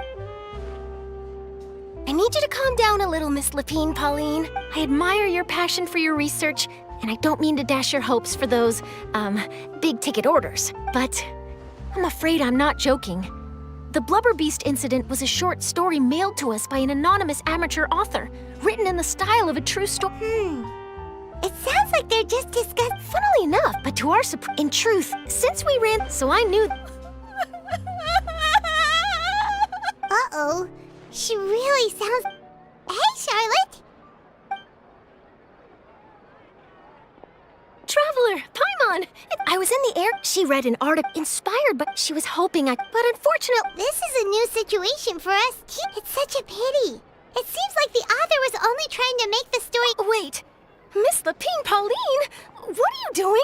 I'm gonna pick a fight with a Gardamek, head to the opera at Biclez, and get a one-way ticket to the Fortress of Merope. That way, I won't have to repeat... Whoa, there's no need to go there. Actually, instead of going into the technicalities of that, how much did you actually invest? How bad? Okay. Not anymore. It's not just my savings that are gone. My life... Don't despair. This prototype you've given me, the camera lens for image recognition sample collection. It's really quite something. The rapid focal length adjustment is a very useful... So you're reading... Absolutely. So keep calm. If this is... Oh, me... Come on! Stop daydreaming! And I can probably speak to some... There's no time to lose! I need to get to work. Early bird gets the worm. Can you believe her? She just ran up. Paimon's pretty sure our advice went in... It's understandable. When inspired, but don't you worry. Her research It's reassuring to know that you'll be looking out for her, Charlotte. Actually, it takes the right... Thanks a lot! What a nice... You're welcome! The boundaries between... Yes, that's how...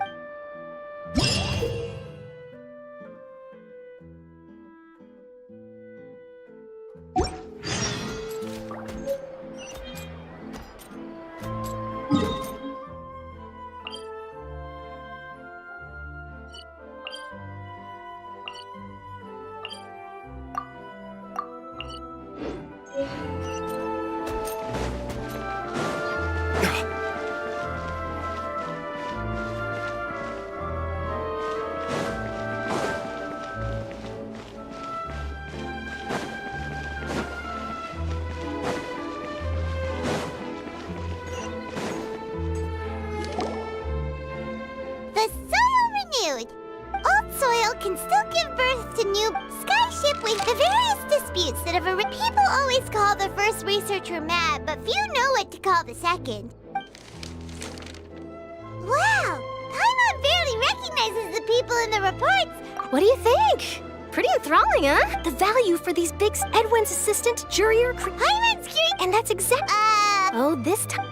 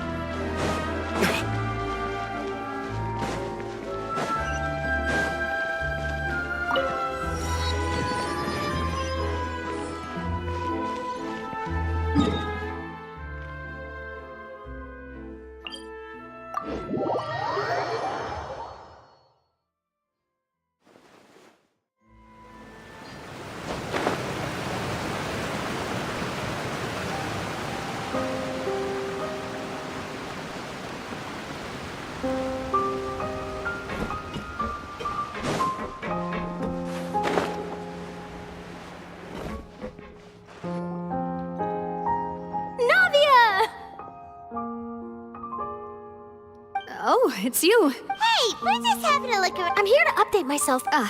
Let me introduce you. This is Mr. Garunt Snezhevich. He represented the Knave in sending us a large amount of supplies, and is helping with our work. Our residents are hard at work as well. Hello, Miss Charlotte. I'm a big fan of yours. But if you don't mind, could you not emphasize our role too much in your report? It's not charity we're doing here. We just happen to share the same interests as the Spina. I get where you're coming from. I'll keep it as simple as possible. Or would you be willing to feature as friendly neighbors? That would be fine. Oh, you're back too. How are things? We finished laying down the construction material. Huh? Well, her reputation's greatly risen after that whole... There's too much to consider in the reconstruction of Poisson. Oh, wait just a moment. Do you mind me asking a few questions? You know... Forget it. I'm sure you can find a better theme than that. I see. Well, if we're talking about doing things for my... Of course I will. I'm not gonna let him off that easy. All right, then...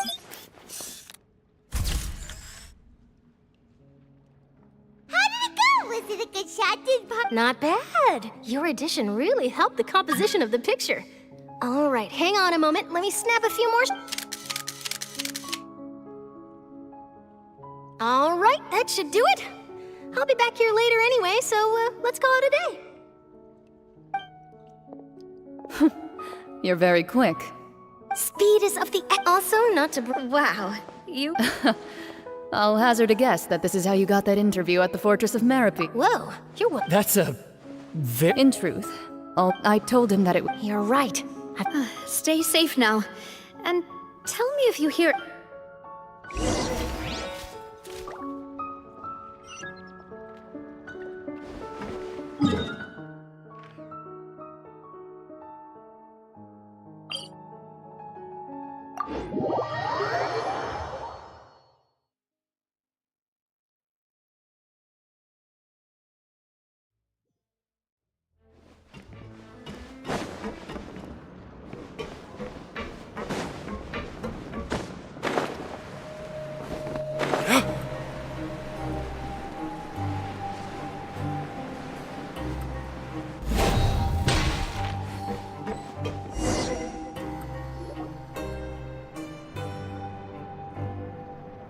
Wow, guess we're here again, huh? There's a real nostalgia. Looks like you've been missing us. Duke! Did you... Of course. It's an honor to finally... No need to thank me. Of course, of course. All right then, this way.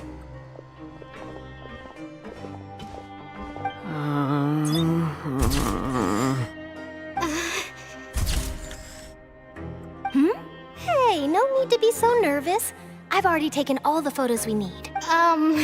It would seem that Miss Lorvine doesn't want her face to appear beside that of Mr. Jurier. Sir, please don't say things like that. But it looks like dear Mr. Jurier denies it. No, I just... Now, I might not look it, but I actually did meet Mr. Edwin once. The boat that brought about... Still, if I might... I have to apologize, but that ship is presently in the bowels of our factory. I'm afraid it won't be easy for you to get a shot of it. Really? You already know my answer, I'm afraid. Best you interview our head nurse instead. Or perhaps... Did you really have to use the... Well then, so... Is my hair messed up? Please, someone... Things sure are getting pretty lively here. Oh, seems like everyone's here. Would any of you like to... Ah, see... Hey, Miss Sharp. sure. Do I have to smile? So, how have things been... Same old, as you... Other than that flying ship, it got a tad too much attention, I think. That's why I decided... You're too kind.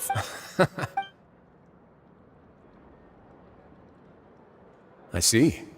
He sure did with... I'll tell them that there's... Oh. What change can there be?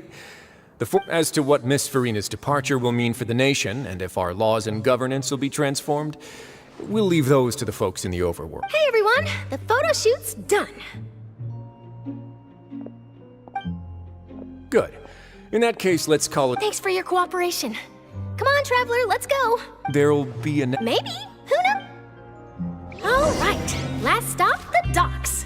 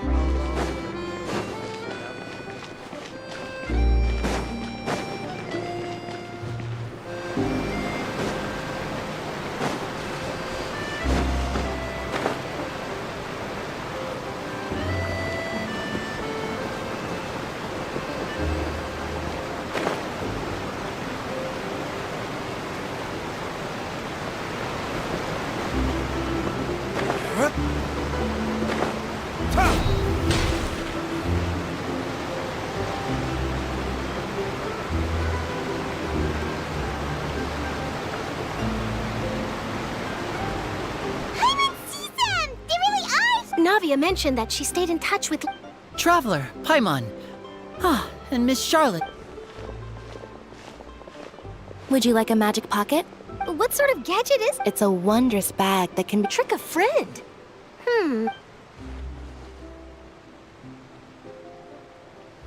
You could just make a friend like Fremine here. Isn't that right, Fremine? Is this what you meant by, I'll help you make some more friends? To be honest, that sounds pretty sweet. Could I have your contact? Sure. Lynette sure is working hard to help Fremine socialize. He was the one who proposed doing this. He even wants to assist in our magic show. Yes, I was planning to first introduce Pear as an assistant, and later Fremine himself. That said, would anyone want to see a diver escape underwater? Oh, it'll work out. Lynette, could you come over? Got it. My, that Charlotte is rather perceptive. She got rid of... Father says that... That's alright. Oh, I guess you haven't heard. Well... After Lady Farina left, Father and Monsieur Neuvillette opened negotiations, during which he gave Fontaine's gnosis to her as a... diplomatic gift. A diplomatic gift? A gnosis? Yes, I was quite surprised at first myself. But when I thought it over, there were actually a number of things going for it. It could have been done as an apology for the incident with Lord Child, or as thanks for his help in tying the all-devouring narwhal down. Furthermore, Father did also lend significant aid to Fontaine and Poisson. Well, that's true, but this is a gnosis we're talking about. Doesn't this seem a bit irresponsible? I would agree. So there's some reason for this that I suspect you'll have to ask him but back to the top. They say that he's returned to Snezhnaya to That's true. When you think about it, we've had loads of run-ins with the Fatui. To think we'd be allied with them this time. So shocked by such a simple switching of sides?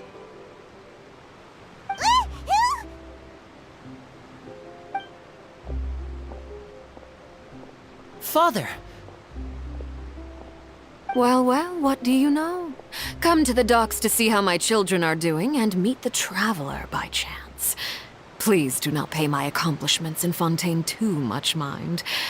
Are you going to take the gnosis back to Snezhnaya? That is our duty as harbingers. Yeah, don't be too preoccupied with sides. The goal of the Fatui concerns not a single place or person, but the entire world. With such a grand goal in mind, it is inevitable that we must wear many masks. Switching my masks is something I've always done. Well, that depends on many things. No one truly knows what the future holds. What good is honesty if you can't rely on it forever?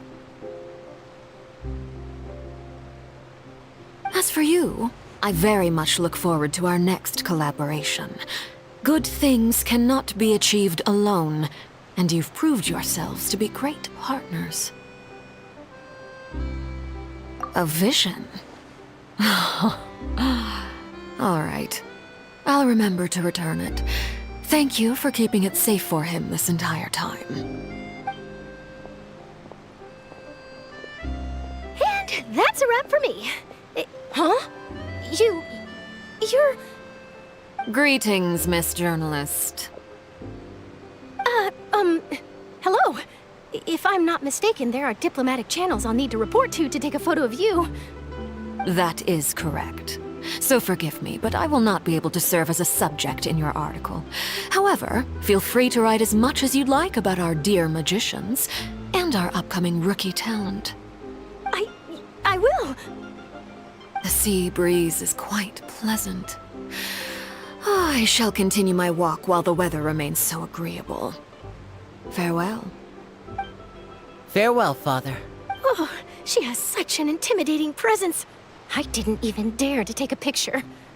Thankfully, I've already wrapped up all my pre-scheduled... Don't be too nervous.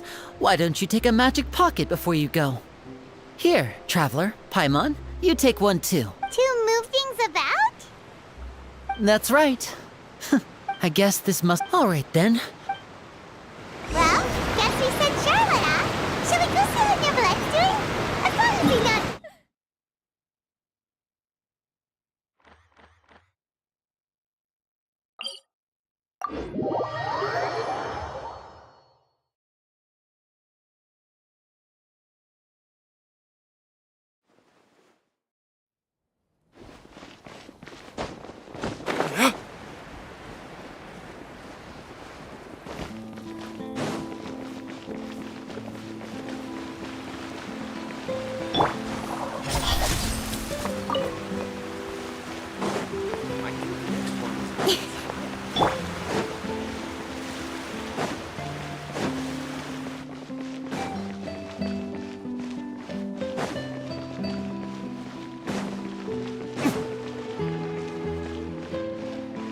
The entrance to the fortress! Ooh, he really is there!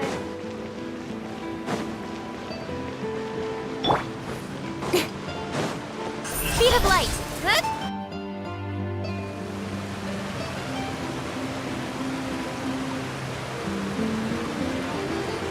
So, you really are here, Nibblehead! Paimon didn't think you were going to have free time this hour of the day. Really? Oh, I suppose you must have met Mr. Linney. He took the time to greet me earlier when he passed this way. In any case, you came at a good time. I was just considering reaching out to you to set up a meeting, so I may explain some things that I haven't had the time to before. Aw, Paimon's glad that you remembered. Thank you for keeping us on your mind, what with you being busy and all. Alright, let's have it then. How was Fontaine actually saved? The whole business is still quite the mystery to us. It is strange how words can often leave a bitter taste in the mouth when it finally comes time to say them out loud.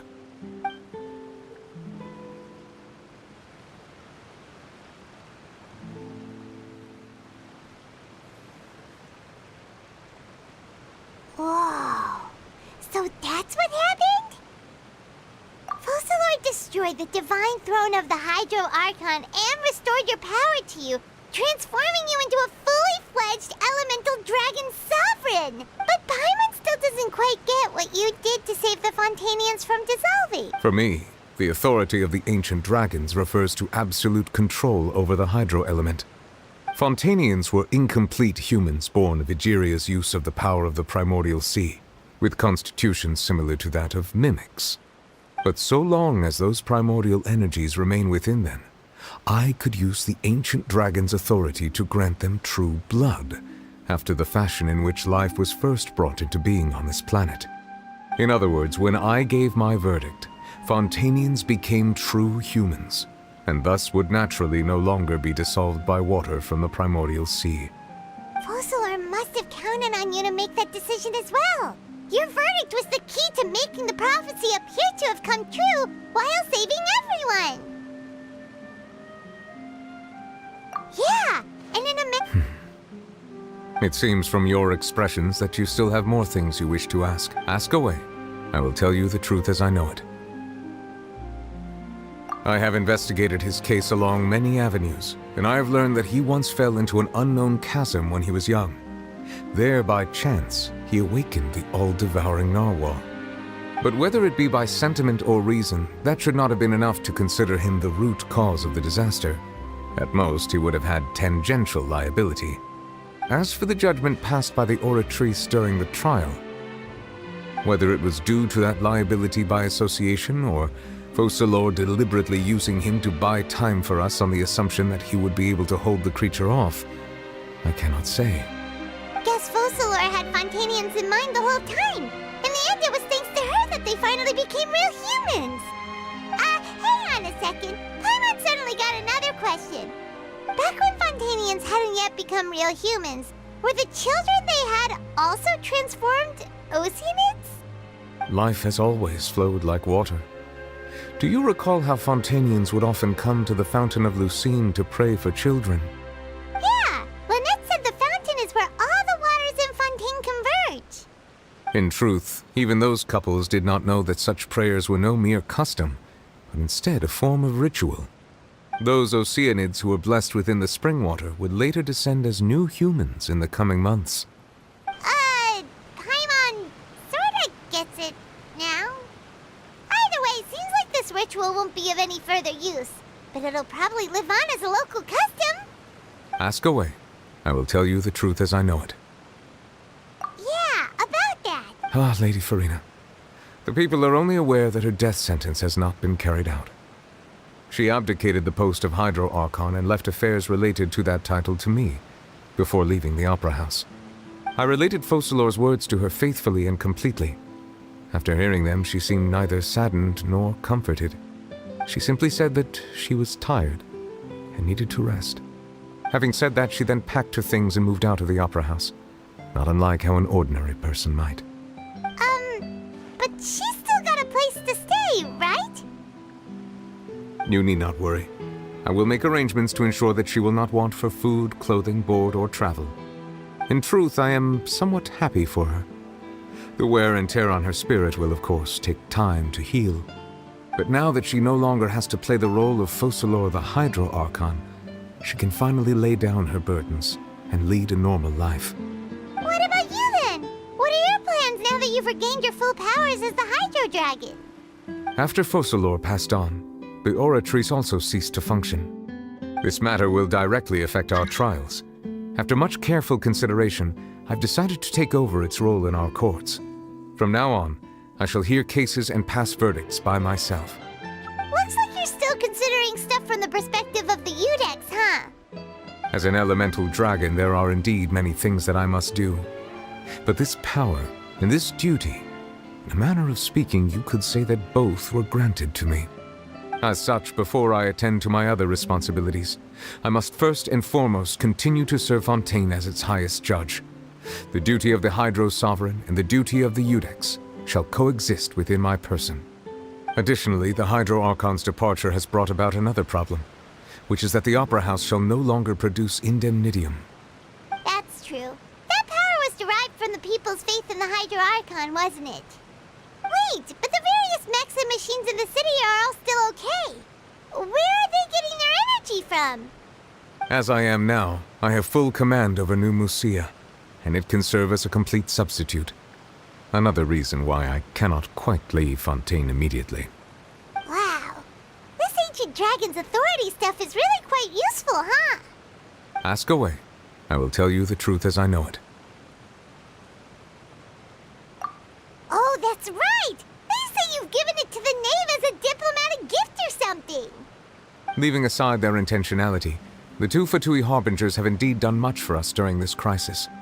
Their sole remaining goal in Fontaine, at least at this point, would seem to be the Gnosis. The Oratrice has ceased to function. The Hydro Archon's divine throne is now no more, and I do not need the Gnosis's power. As such, it has lost all meaning for Fontaine. If the Fatui have impure designs, then we might as well accede to their request now, and avoid unnecessary conflict. What complicated considerations! Paimon thought you were just giving it to them out of gratitude to the knave and as an apology to Child. Ask away. I will tell you the truth as I know it. You will soon be heading to Natlan, I presume. I'm afraid that I have little talent as a travel guide, so all I can do is tell you what I know about that land. As far as I'm aware, Natlan can be said to be a nation of dragons. A nation of dragons? You mean like you? No, I suspect that I would not find myself welcome there. Unlike ancient dragons such as myself, the dragons of Natlan have undergone long years of development and evolution. Large numbers of them have entered a form of coexistence with humanity. Natlan is also the nation of war. War ravages those lands like an undying flame. There is one other piece of information I got incidentally from my negotiations with the knave that I believe may be useful to you. The harbinger known as the Captain has thrown his hat into the endless ring of war. The Captain. Sounds like a real tough customer. Seriously, everywhere you look, there's a Fatui Harbinger doing their thing. I suggest that you fully prepare yourself before going to Natlan. In the meantime, Fontaine's doors will always be open to you. Ask away. I will tell you the truth as I know it.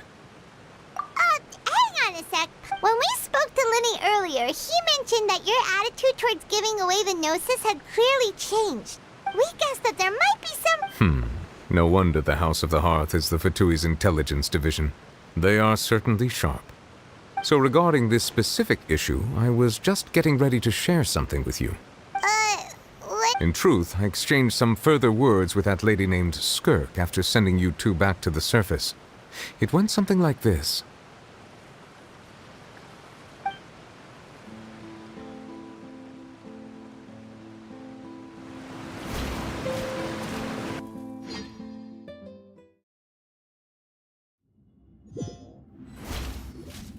Well, we're going to head topside to see what's going on. You hurry over soon as well, all right, Nervalet?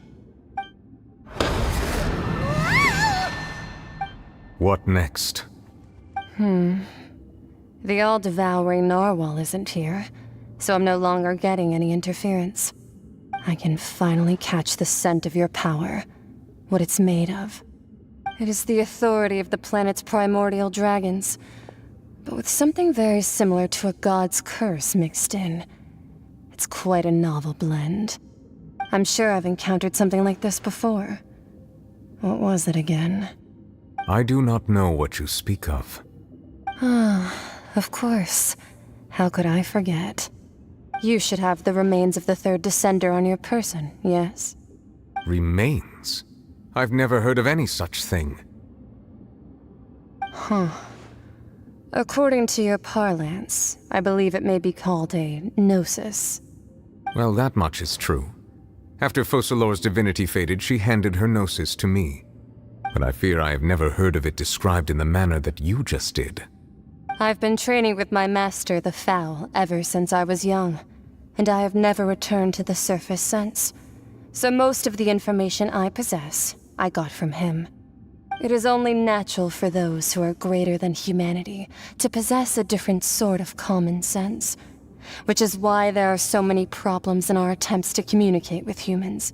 Regardless, you should probably get rid of objects of misfortune to prevent any disasters from befalling you. To live in itself is a blessing. But once a person dies, the bonds he once had with this world shall all turn to curses. What do you mean by that? No need to fret.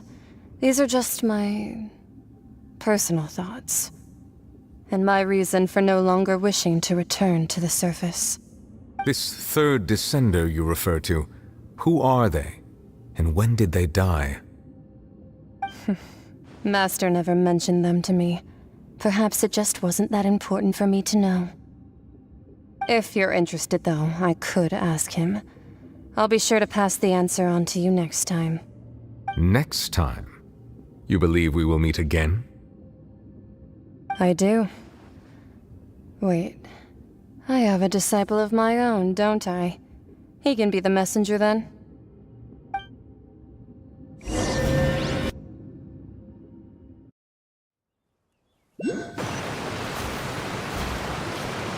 That's what she told me.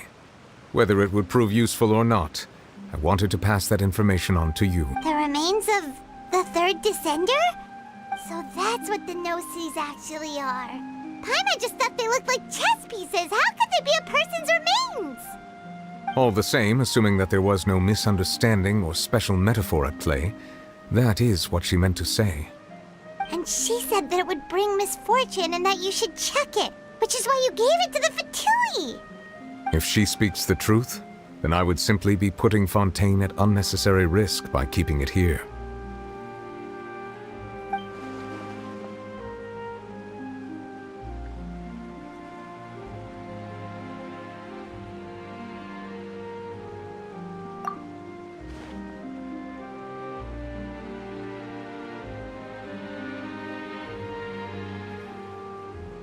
I had guessed that you might already be familiar with this concept, but I did not expect you to be one of them. That means that the Gnosis, which are exceedingly element-compatible and can even enhance elemental abilities, do indeed come from the third descender. I wonder, does your body also possess similar properties? Like being able to use elemental powers without a vision! That does sort of count as special compatibility, right? No, let's not think about this stuff right now. It just feels creepy. Comparing the Traveler to the dead third descender and all. That's what you say, but this topic still feels like bad luck. Once Child recovers, let's get some more answers out of him. Or go look for his master and get the answers that way. I too believe it unwise to make too many blind guesses when information is lacking. The same is true of being at court. All right. Whatever the case, it seems like the crisis here in Fontaine's over for now. Yes. All of Focalor's efforts were for this moment as well. But she sacrificed herself in the end as a god, and she suffered through all those years as a human. Was that really what she wanted? I suppose that would be the mystery of a god's will. I suspect not. But once in a while I too would guess that if wishes were like the clouds in the sky, they will one day return to the earth as raindrops. Life flows like water, and rain is the final answer. The water levels may sometimes tilt one way or another, but the rain falls fairly upon all. And what, ultimately, is the difference between the rains that fall upon all of us?